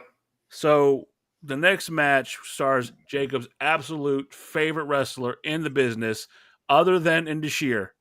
Gotta be Mercedes Moné. He loves her so much that we had to put him in the intro with her dancing and his head on Finn Balor. Mercedes Moné against Chris Statlander. Oh my God. I know Jacob's going to be so excited to talk about this. All bullshit aside, I don't know if it was Chris Statlander's fault. I don't know if Mercedes just got her head out of her ass, but this was a good match, Jacob. You can't deny it. Mercedes Moné, first spectacular match for me to see in AEW. Give me what you got, kid. I can tell you exactly why this was, because Chris Statlander, from everything I've seen, I don't know her personally. From everything I've seen, this is a chick who just is happy to be there, and you know, but she also will fight for her shit. So she's very, like, you know, she has, I don't know what it's called. She has a humsfa with her, or no, humsfa, I don't know. Yeah, huspa was, I don't know. It's a Jewish say it, but I'm half Jewish, so it's okay. I can say that. But no, so Chris Statlander basically carried Mercedes to her best match in AEW right now. And honestly, it's kind of sad that both of her best matches in AEW so far has been against Chris and Willow, because it just further like instilled into my brain that Chris and Willow need to both be away from AEW. I'm not going to listen, like, they could be in WWE, but there's a lot of women in WWE right now, so maybe they might be lost in the shuffle. But you know, you put Chris Statlander in WWE. The WWE's got those new belts, all right? They got the Intercontinental. Hey, that's the thing. Yeah, put them all there. Like, you know, there was a whole fucking thing, and people are, you know, complaining, oh, there's not enough talent to have the women's United States title and all that shit. there Have you is. seen They're NXT? Have you seen what the fucking Murderers Row they have in NXT? It is. That is why, like, they really should get rid of the NXT North American title for the women and just have the fucking United States and like they should have those titles. Look, I think what that means is they were going to have a lot of call-ups a lot sooner than we thought. I think. I hope so, but it's sad that you have someone like Chris Statlander just carrying Mercedes, someone who's supposed to be a veteran, someone who's supposed to be who's main evented WrestleMania, and then like the fall from grace for Mercedes is probably the worst investment AEW's ever had. And I don't feel bad saying that. I mean, it's pretty obvious that like none of her segments are drawing any ratings. Like, people are chanting, please shut the fuck up when she talks. Like, and I had the please part, but I want her to shut, like, because she's terrible. She's away from Camille now because I think it's because of Camille's political aspirations. I think it's because Camille leans a certain way. I think that's why Camille's getting taken off television. Just saying. I think that's a reason why we haven't seen Sammy Guevara on any fucking Dynamites since Mercedes has debuted. That's a very good point. But I'll say this was a good match. I don't. Again, it was okay, but it's like your basic run of the mill match, and like Mercedes won, and it's just like we need to start getting to the next pay per view anyway. We got one more match as far as AEW goes, and again, I'm already drained just talking about this, and I shouldn't be. I should be excited to be talking about a fucking pay per view. Final match, Jon Moxley, Orange Cassidy. I'll put it out there straight. It was not at all a good match to me. It was your typical, I'm going to fight against the system. I'm going to fight these guys. Orange ultimately loses, gets his ass whooped. We end the fucking night with the guys leaving, being hit by a car by Darby Allin, scooting out of their car, fucking stealing someone else's car and taking off. I don't know where this shit's going. I have some theories, but I did not enjoy this match. It was just... I don't know what's going on. I'm the AEW guy. Okay. I need you to understand. I am the AEW guy as far as this panel goes. And I don't like what I'm seeing. I'm not entertained. I think they're going on too long. That's 1, 2, 3, 4, 5, 6, 7, 8, 9, 10 fucking matches on a pay-per-view. And it's too many matches. I could complain out the ass. You guys take it away. It's what y'all thought. Nothing. Nothing. All I gotta say is this. So I'll say it like this, okay? Why does it seem to me Tony Khan, who talks about, he's a big fan, sits at home, watch old WWF pay-per-views, looks at some of the skits that they do and say, you know what? We can do that skit. Let's just do that skit. But where we gonna go with it, Tony? Well, I don't care where we go with it. Let's just do that to fill some time.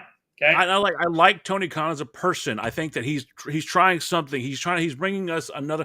And if this was the AEW from 5 years ago that was changing the game, that was doing stuff, the first fucking mistake they made, you lose CM Punk, you lose Cody Rhodes. I mean, dude, what the fuck? You had main eventers. Look what they've done with Cody Rhodes and WWE. You had him there, and because of petty squabbles and personal beefs, look, say what you want about Vince, say what you want about fucking Paul Levesque. They brought back Bruno. They brought back the Ultimate Warrior. They brought back Jesse. Triple H is doing though. Like, you think if it was solely Vince, going after Ultimate Warrior. No, you're right, and you're right. But they brought back fucking Punk. Okay. Yeah. Paul Levesque and Punk did not see eye to eye. Well, no, Punk even said if it wasn't for Nick Khan, you forgot about that. I mean, you forgot the listen. You brought back Bret the Hitman Hart. Doesn't mean to be put this way. There's a thing to be said about professional wrestling. And somebody I know used to talk, I've seen him come, I've seen him go. I've seen him come back, I've seen him go again. There's something that these motherfuckers need to start thinking about. This means a lot more than your stupid fucking childish fucking feelings. Well, think about it like this. Bret Hart lost his brother. He lost his brother. He should have never gone back. Well, Bret's the one who wants to have Owen's legacy, cemented in WWE. There's only one person who doesn't want that. So, you're right. Well, You're and right. like, here's the thing: Freddie Prinze Jr. said it. Like, shout out to Freddie Prinze Jr. The greatest character in Scooby Doo. It's show business, and one word's bigger than the other. Like, it's pretty much how it is. Like, wrestling is really a business at the end of the day. But like, I'd correct me if I'm wrong. I don't know. Hey,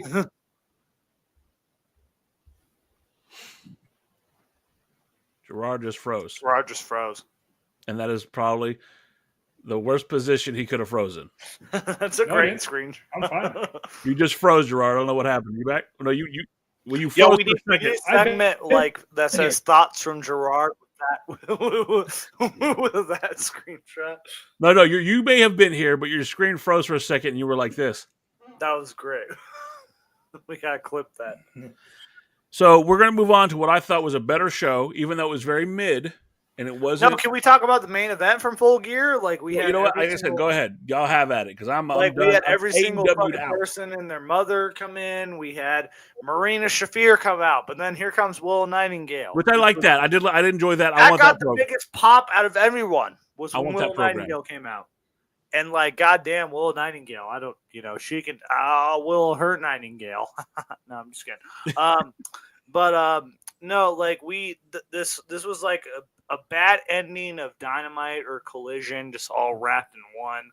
Everyone came in, everyone ran it. And then, oh my God, that burp was just terrible. It's brought to you by John Cena. We had everyone come in, and it was a big clusterfuck. And then fucking Darby Allin is the one that ran off everyone. I told you, I'm done. I'm AEW'd out. I got nothing else. Gerard, as far as this match goes and this pay-per-view winding up, what do you got? Well, all I got to say is about this is all you got to do is look at Wednesday night's thing to where they put 4,500 people in a 10-5 building coming out of that pay-per-view. That just goes to tell you how excited fans were. You've got a third of the building. You got a third of the building fitted for, and on Thanksgiving Eve at that. So you only got a third of the building. Next month is their last big building for their pay-per-views. And then they go what's funny is you have one crew that's going to be downsizing. The other company, a week after the next company's pay-per-view, they're going worldwide at the exact same time. No matter where you are, you'll be watching them at the exact same time. What's that got to tell you? Yep.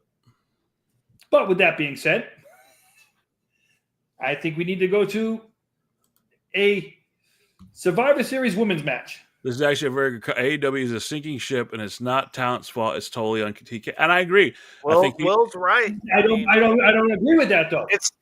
Why not? It is on the talent. I think it is on the talent. Yeah, because I'll tell you this right now. 30. It's the 30% talent doesn't promote the show. Yeah, that's one of your big fucking selling points. But at the same time, talent can only do what they're fucking allowed to do. If you're allowed to do anything they want. Exactly, but hold on. You're telling me, Gerard, that it's not TK's fault? If TK says, hey, you can do whatever the fuck you want. You ain't got to promote shit. I said it's a 50-50 thing. It's the talent's and his fault. So the talent is the talent's fault. Because should the talent take it upon themselves to go promote? Absolutely. If you put it this way. No, they don't want to because they got money. Yeah. Right. So that's a TK problem. Here's my thing with that, okay? If a talent, because in the AEW, talent is allowed to do whatever they want as long as it's not on a Wednesday night. Yeah. And by doing whatever they want is not on a Wednesday night, they don't even have to promote the fact they work for the AEW. So that's on TK. There's no mandate. That's on TK. I mean, Mercedes Moné is a big example of this because, she was saying, oh, well, WWE, I don't have enough opportunities. And, like, she's literally getting paid to do nothing. And, like, what I'm saying is, though, just because the owner doesn't enforce it doesn't mean you can't do it. So we talked about this before. AEW is filled with a bunch of people who are there to get paid, work an easier schedule. Okay, I've basically done everything I'm supposed to do. I don't have to worry about shit. And look, if you're not committed to your company, that's the fault of the fucking brand. Stop paying them the stupid money that they're asking for, because guess what? You're re-upping some of these guys' contracts that have shown you they don't want to be there. And Pretty much the same talent base they had during the beginning days, and the ratings have cut in half due to poor story writing and booking. The booking's been shit. Well, the booking's been shit since fucking. I mean, arguably. And my thing is, a lot of the talent there are there for one reason only: to collect a paycheck. Because Tony Khan's overpaying them. They don't want to put none of the effort into the success of the company. And when you have multiple wrestlers coming out and saying that talent doesn't want to put, so that not only on Tony, I've told you before, he cannot be a boss and a friend at the same time. He needs that enforcer. And until he gets an enforcer, the wrestlers are going to run ragshot on him. But I can't blame it all on him. You have to blame some of the talent, because you should be respecting where you work at the same time. They don't, but that's the generation we live in. They don't respect shit. But you know that. I'm with you as far as that. I'm with you. They should. Doesn't mean they have to. They're not doing anything wrong. It's on your own. It's his company. It's his onus to do what's right. I'm done with AEW though. I'm sorry. We've been an hour and a half. Let's go to the other company now. Yeah, let's go to the other company that's actually run properly, I would say. We're talking about, and they've had banger after banger after banger after banger. This one was not as much of a banger as I would have liked. It was about a mid for me, but still a good card. And the highlight of this entire card was match number 1, the Women's War Games. Rhea Ripley, Bianca Belair, Bayley, and Naomi with Io Sky defeating Liv Morgan, Nia Jax, Raquel Rodriguez, Tiffany Stratton, and Candice LeRae. What a fucking War Games. The women killed it. And I will say, are you guys know? A joke? Oh, no. I was going to say like this. Are you joking? I think the women did a bang-up job. In this match. Right. Nia Jax looked like she was on fucking Soma's this whole match. Like, what? Well, no. Jacob, the 2 women that stole the show were Io Sky and Tiffy Stratton when they did the double moonsault. That double moonsault from 2 women at the same time, the one with the trash can on her head and still hit. I'm just telling you, the crowd, those 2 women by WrestleMania or at WrestleMania, they should be your champions with the reaction of the crowd. Well, God damn it, like Io Sky is just amazing. Will's in the chat. He'll tell me, for sure. Like Io Sky is just the best. But, and I loved Rhea Ripley. She's still fucking like she got her revenge. She says she's not done with Liv Morgan, but I was getting tired of this Liv Morgan, Rhea Ripley shit, but she got me back interested in it. That devil mask she wore, and then for me, the pop of the night, yes, the 2 fucking jumping off doing moonsaults and the aerial shit was great. But for me, the pop of the night with that match, when she took off that mask, she had the line painted, and the whole crowd was like, fuck yes, break that little bitch in half. Well, that was great, but like the match itself was the drizzling shit and like the weak chair shots between all. This was literally a match of fucking 10 women who did not want to hurt each other at all. Like this was like them suplexing Nia Jax through the table, but the problem was as she's about to get suplexes, where she puts her hands over her head, like, okay, I'm taking the button. It's like, oh my God, why? You're supposed to. You should have been fighting. You're taking your hands, waiting for the bump. It's like, oh man. Look, and again, that's one of the reasons why I said this was more of a mid PLE, whatever. But I will say that I thought I was watching to be entertained after the drizzling shits the AEW put on the week before. I was entertained by this match. I think the right people went over. I think Rhea finally getting her revenge. I think them coming together. I'm still fucking iffy with this whole Bayley Io thing. There's still got to be some beef there. You fucked over your friend. I'm not a fan of Nia Jax, but I'm getting there. I totally agree with what Will is saying. Taking the tombstone on Teal Steps, him taking a pay. Yeah, it is taking a paycheck. Yes, it is. Will, I'm saying. No betterment for the brand. Will Ospreay's spot monkey. stop I'm not going to go that far, but I'm going to say that Will Ospreay. Edge jumping off a cage. Hey, listen, Bronson Reed did the same thing and broke both of his ankles. So, we're not giving him a pass. It was stupid. You shouldn't jump off fucking, thing. Listen, you shouldn't be jumping off of cages when you're 50 years old, and you shouldn't be jumping off cages when you're fucking 400 plus pounds. I'm sorry. Well, the good segue on that is, we can go back to Shane McMahon when he did it with Undertaker at WrestleMania. What was Shane at the time? He was trying to fucking impress his daddy. Well, of course. Well, God damn. And his kids. But anywho, so we get the women's match out of the way. Okay. So then we had. I was kind of shocked we didn't see Charlotte. I was shocked we didn't see Charlotte Flair. Okay. I was shocked about that. I was actually shocked. And I was shocked, believe it or not. Yeah. I was actually shocked we didn't see Jade Cargill come down and do some kind of thing too. Because apparently she's injured. Right. So to have no surprises. It was very underwhelming, and I was going to get to that as well. But we did have a title transfer, and I think it was a good one. I think it was time. I think that LA Knight's steam was getting a little, and he needs something new to do. But Shinsuke Nakamura, I don't like the new song, but I like the new gimmick. I like the Dark Samurai thing. I like the fucking way it went. I thought the match was good. Shinsuke beating LA Knight, I thought it was the right call. What do y'all think? Beating him clean. Yes. But he's good. Shinsuke's always been, and he beat him clean. I thought it was great. I thought it was a good fucking. He didn't have to use the mist or nothing like that. So I'm like, okay, he beat him clean. And you love that, Gerard. You talked about it at the time. You think there's not enough of heels beating faces clean. You loved it.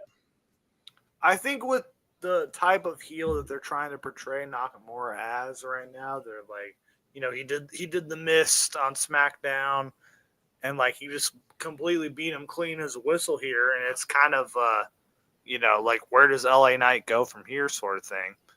Because I'm honestly thinking that they're going to give the title back to LA Knight on Saturday night's main event. I think they're just going to announce that match, and that's got to be it. That's a way to go, but I also think that LA Knight, it's time. Look, he's not fucking a spring chicken. It's time for him to start moving into something else. Well, here's my thing about that, okay?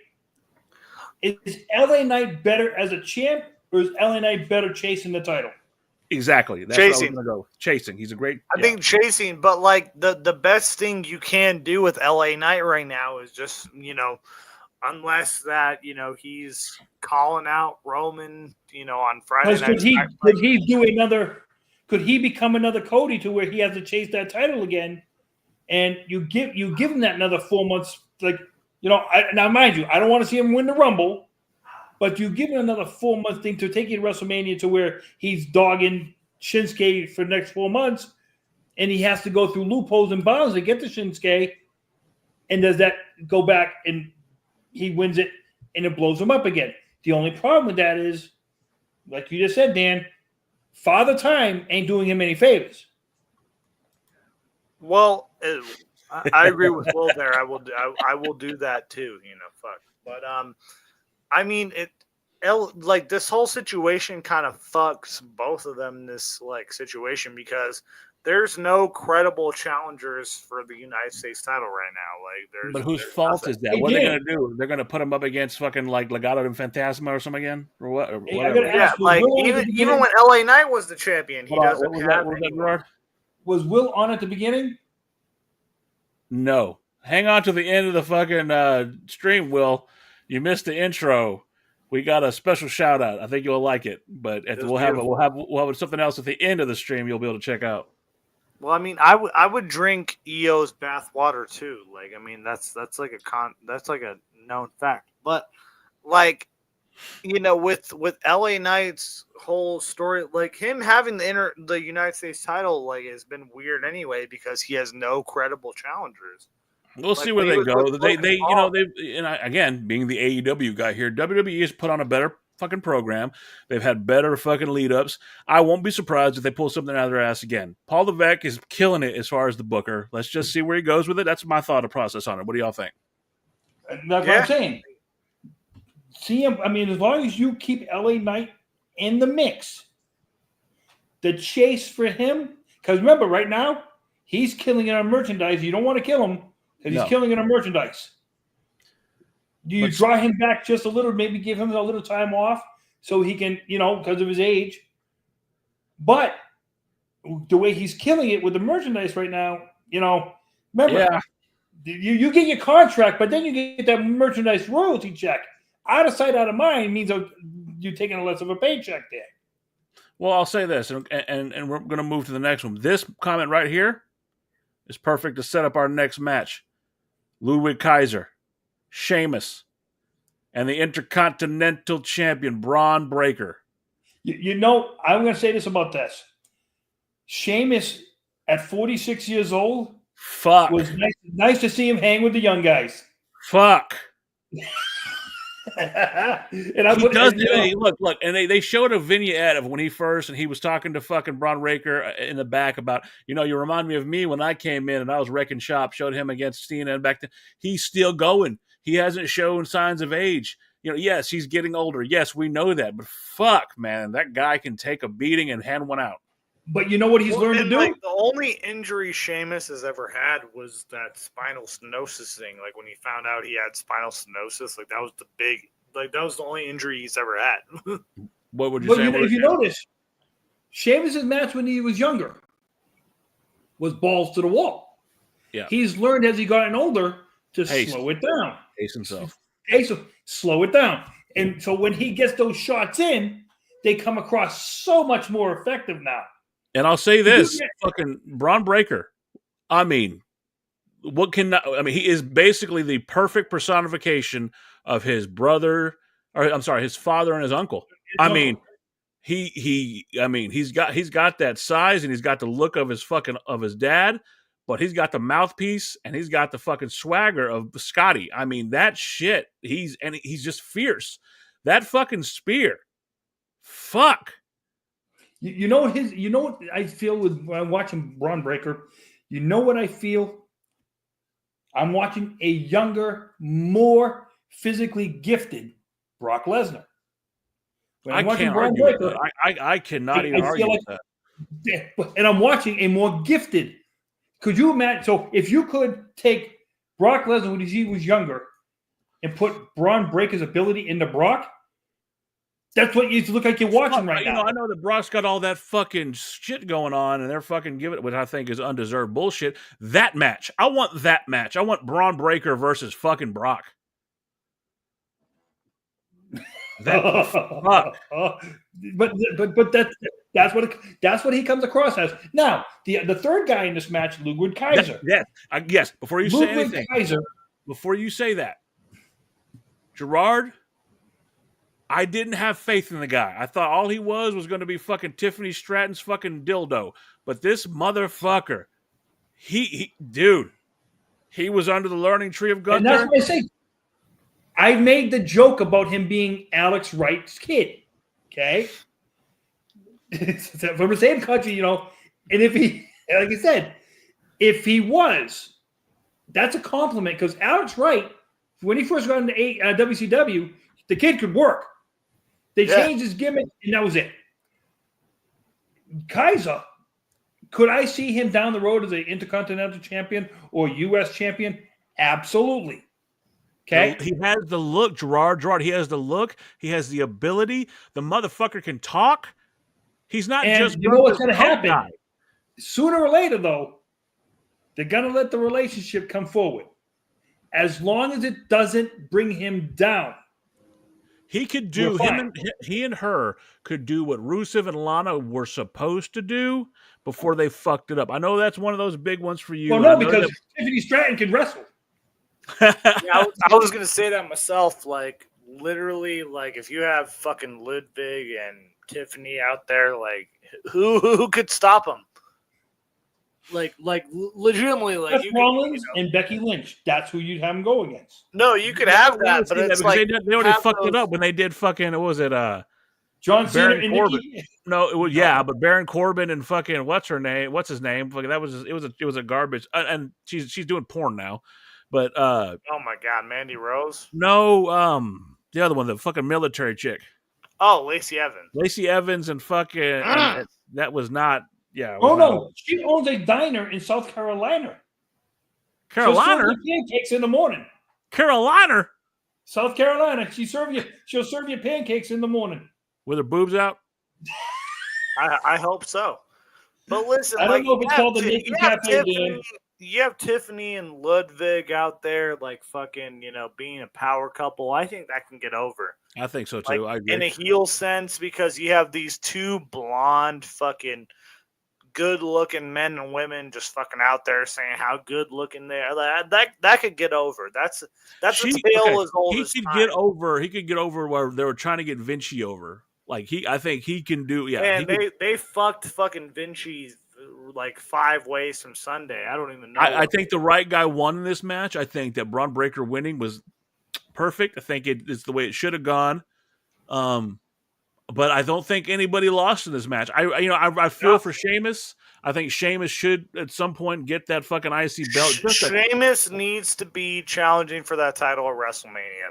If they tell a great story with Sheamus, like on that road,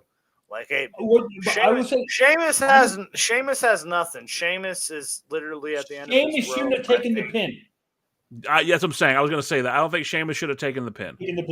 Because it would have done nothing. It would have done nothing to fucking Kaiser to just take the 3. Right. But I hope that Sheamus taking the pin is going to lead to something, like maybe a story for him at WrestleMania. Like maybe him saying that maybe I'm done. I mean, I can't hang anymore. Yeah, and WrestleMania is his last ditch effort. Like the title, he's never. Oh no, you can't do that. You can't do that though. You can't. You already got another guy going in. You got another guy doing his last story Cena. right now. You got Cena. Oh yeah, no, that's fair. That's fair. But I think they can do that with Sheamus and like have him lose at WrestleMania and have it go on. I still think that was because once Cena loses. How you just bring it up though? I'll tell you what you can bring up, Jacob. Though Cena's last match is against Sheamus. If you do that, it's what fucking Edge did, but like Cena's like promoting this last match area, because you could always book it. He retired John Cena. So I will say this: I don't agree with that. I think it should be a young cat that puts the end of Cena. Personally, that's my opinion. I thought Gunther has to kill Cena. Well, he's younger than Cena. I think it should be Braun Breaker that beat Cena. Yeah, I agree. There's only one problem with that, though. Cena, I don't think Cena can hang with Breaker right now, though. I think Breaker's too quick for Cena. I think I want Breaker to end. Breaker needs because Cena and Goldberg both said that their last matches are coming in 2025. I think you have Breaker retire Goldberg and Cena. Well, you know what? The way Gunther works, Gunther would be great for Cena as a last match. It would because Gunther can do that speed, and that's what I'm saying.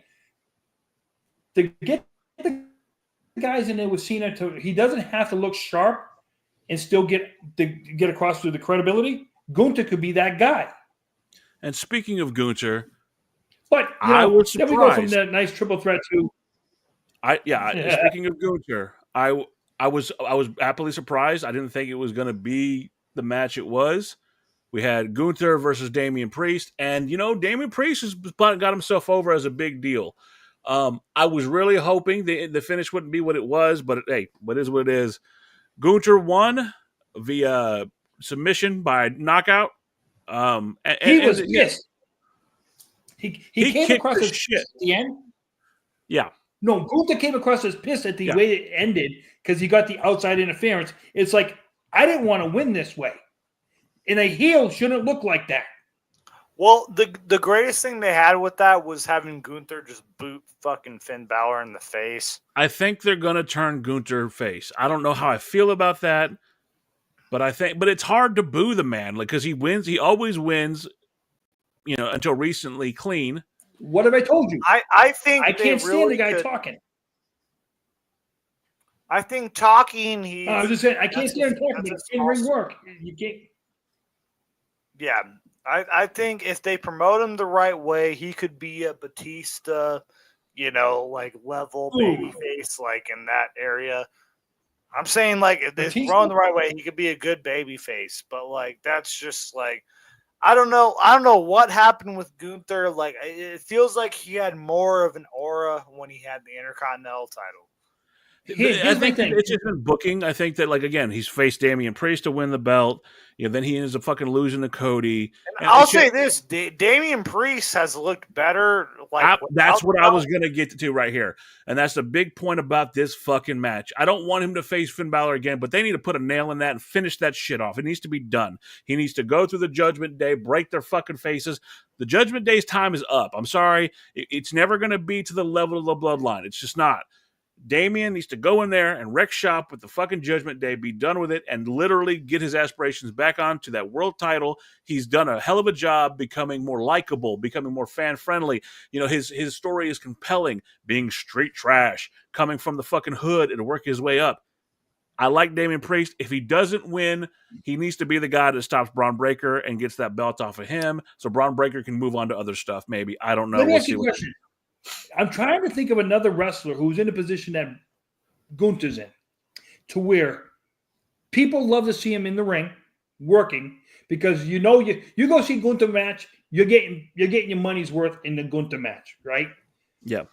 But at the same time, a lot of people dislike him when he starts talking on the mic, becomes the cost as arrogant. He's a dick. Correct. Rick Martellish. I wouldn't say the extreme. I think Rick Martel's like swagger as far as verbally, but let's go back to like an Ivan Koloff or some shit like that. I'm just saying to put him in a category to where people hated him coming out to the ring, but once he got in the ring to wrestle, if the Iron Sheik could speak proper fucking English, that would be Gunther. No, Gunther can walk. Yeah. Well, listen. Hey, I'll put that. Listen, that's what I'm saying is, to try and find that comparable to him. I'm just saying, in the fan base eyes, who could we think about in the fan base eyes to say, "Hey, that guy's Gunther," to where you can say, "Hey, the fans hated." And I mean, the DiBiase character, DiBiase was very good in the ring, made the fans want to watch his matches, but what he'd done before the matches or after, that's So I'm looking at the time. You can maybe go DiBiase. I'm looking at the time here, and like I said, we have we try to go 2 hours. And then we're going to get to the main event. I don't want to go. I'm sorry. I don't want to go over too much fucking time, but we do have one last match, and it's going to take more than 13 minutes to really dive into what happened in this match.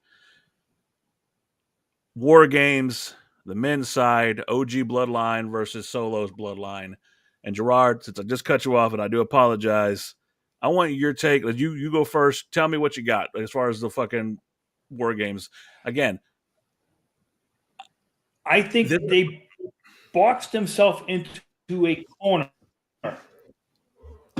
Last night's main event did not compare to last year's main event, not in the least. And I don't know if that's because you backed yourself into a corner with that fifth guy and you went to the 5 guys instead of keeping it at the 4 guys. I think if you would have stepped at the 4 guys last night, the resulting match might have been a lot better of a match. Putting CM Punk in, at first it seemed like a great idea, but then last night when I watched the match, it didn't come across last night the way it should have, and that disappointed me. The finish of the match I thought was expected, but it just came across so flat. And, I don't know if they wanted to be that way, but that's the way I looked at it. It was a flat finish. And the crowd, to me, a lot of these things that happen, I look at the crowd's reaction, and the crowd didn't seem like they were into it as much as they should. When you added CM Punk, you should have had CM Punk do the finish.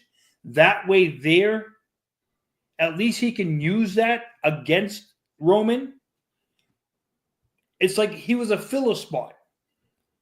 He walks out of the press conference after the event last night.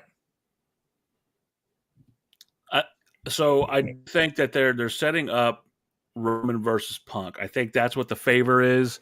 I think that Punk wants that main event spot at WrestleMania so bad. And what's a bigger fuck right now, other than The Rock versus Roman? What is a bigger main event? CM Punk versus Roman Reigns. But you still got to get Seth Rollins involved in this now. That's the problem here. In what way does Seth have to be involved in the main event? Like, look, I say what you want. I don't know. I don't. I was not entertained. Like, it was a very cookie cutter War Games. And if you didn't notice, they ran the thing last night before. Okay, they ran a clip before the main event, and they showed the Shield. So you had all three of them, and I'm like thinking to myself, like, here's the thing, like, Dan, do you think the women's War Games match was better than the men's? If I'm being honest, yes, I do. How? There we go. Nothing about the men's match. I zoned off. You know, I was sitting here with my wife, and I was watching it, and my eyes were glued during the women's match. But I was checking my phone during the last match. I was like, okay, you know. And maybe it's a case of burnout from the triple threat. Maybe, you know, enjoying the Damian Priest match. Maybe that could be part of it. But it was so, you knew it was going to happen, okay? Now, what did draw me on, and what I did enjoy quite a bit, believe it or not, Jacob Fatu, man. What a fucking talent that guy is. Jacob Fatu. And then, again, almost getting injured, or if he did get injured, sell that as well as he did and still get back in there, super freaking motherfuckers. Jacob Fatu, that's your guy. I'm sorry. Solo, they did nothing but negative when bringing Jacob Fatu because he's out doing Solo. The brothers, the Gorillas of Destiny, are out doing Solo. Solo was put in a no-win situation, and nothing showed more than this match right here. Go ahead, Gerard. And that's what I'm saying, to where you took the new bloodline and you bring them into a direction to where it's almost like you're going to kill them, okay? And when you put that kind of, I say pressure, the three guys other than Solo and Jacob, okay, those other three guys, what the hell were they doing in that ring last night? Breaking their ankles? Doing? Because Bronson Reed jump off from the top, and he broke one of his ankles. I mean, Jimmy Uso broke an ankle. And when you do stuff like that, when you have matches like last night, like I said, last year they did it. It came across organically. It came across great. What you did last night, it's almost like a forced sell. That's what you did last night. It's like you've had all this time to put this together, and what you envisioned did not come to fruition. No. Well, and honestly, like, the women's War Games match shouldn't have been a War Games match because there was nothing. I don't know what Dan was watching, but like they literally were afraid to hit each other. That's the only thing I watched during this match. It looks like, a bunch of women who were afraid to hit each other.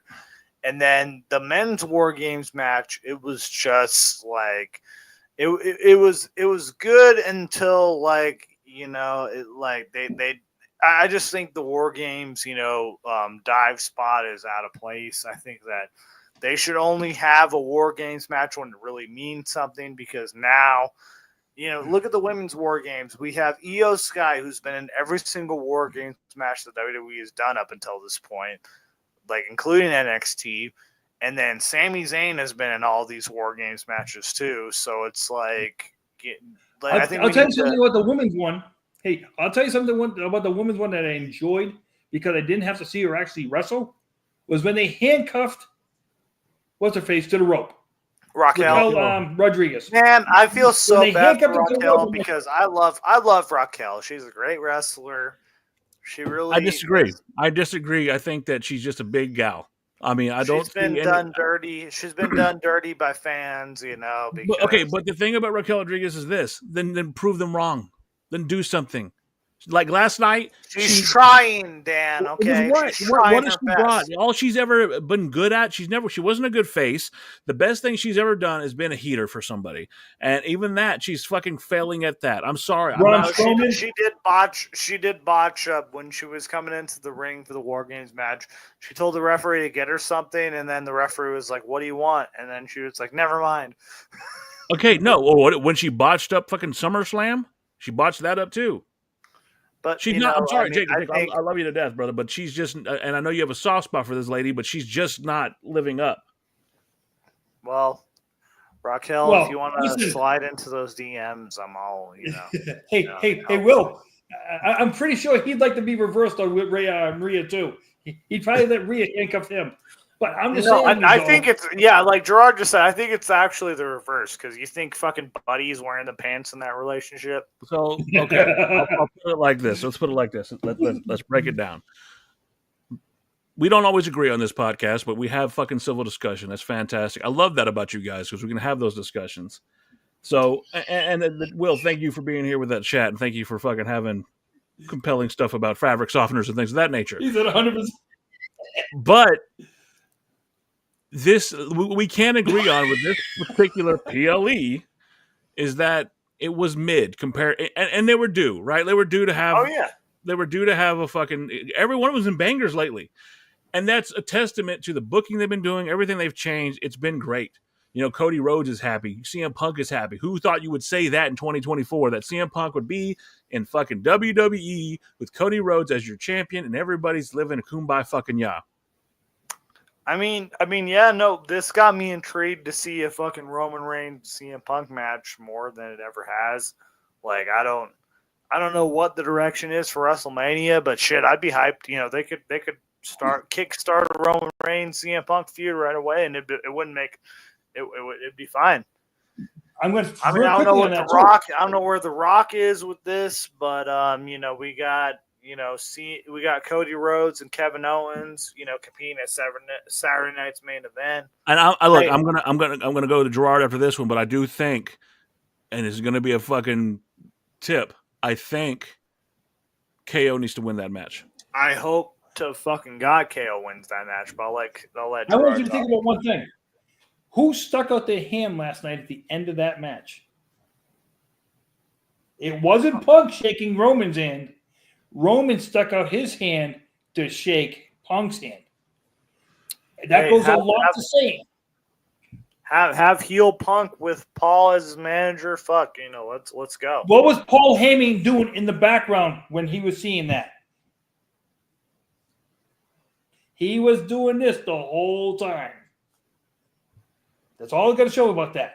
Look, he likes Roman. He is his tribal chief. He was grateful for Roman. He loves Punk. That's like Punk's his best friend. He said in his Hall of Fame speech, he's like, "I'm the advocate for the tribal chief. I'm the best friend for CM Punk." I think that's the way they're going to go. I think the main event of WrestleMania 41 in Las Vegas, roll that dice, is going to be in one corner, the tribal chief, Roman Reigns. In the other corner, the Second City Saint, CM Punk. And hold on. And hanging above the ring in a hook with a ladder is going to be Paul Heyman. It's going to be a Paul Heyman on a pole match. Vince Russo's coming back. Nope, he's going to have a triple threat. Is it true, Punk? Is it really true? You're going to have a triple threat. You're going to have the Advocate, the Wise Man, okay, and CM Punk. Don't be surprised to have Brock Lesnar in a triple threat. Him, Roman, and CM Punk. I think it's too soon. I don't think they'll bring, with all the bullshit, they won't bring back Brock. Let's talk about the favor. What is the favor? I need a favor. Punk, what are we doing? Favor. Apollo Creed and Rocky Balboa? You owe me a favor. What favor? Yeah, well, I don't know what the favor is because it can't. Hold on. Hey, Gerard, ring the bell. Ding, ding. Ding, ding. Yeah, that's what I'm saying. Realistically, what this favor is, it can't be a title match because Roman doesn't have a title. it has to be. I would think. I don't know, a match with Roman, or maybe I don't know. Maybe Heyman has some pull with Adam Pearce. Here's the beautiful thing. We're about out of time, but the beautiful thing is we're speculating. We're guessing. WWE has us fucking interested again, right? Guess what AEW has us? Nothing. Fucking bored out of Go our to the fucking bathroom. mind. That being said, I'm Dan. That is the inside man, Gerard Millette. That is the modern day Jaharaja, Jacob McGovern. We're the Marks. We'll see you next week, unless fucking somebody has a pedicure to get. We'll see y'all later. Stay tuned for the ending. All of you Marks have been listening to the Marks Podcast on YouTube.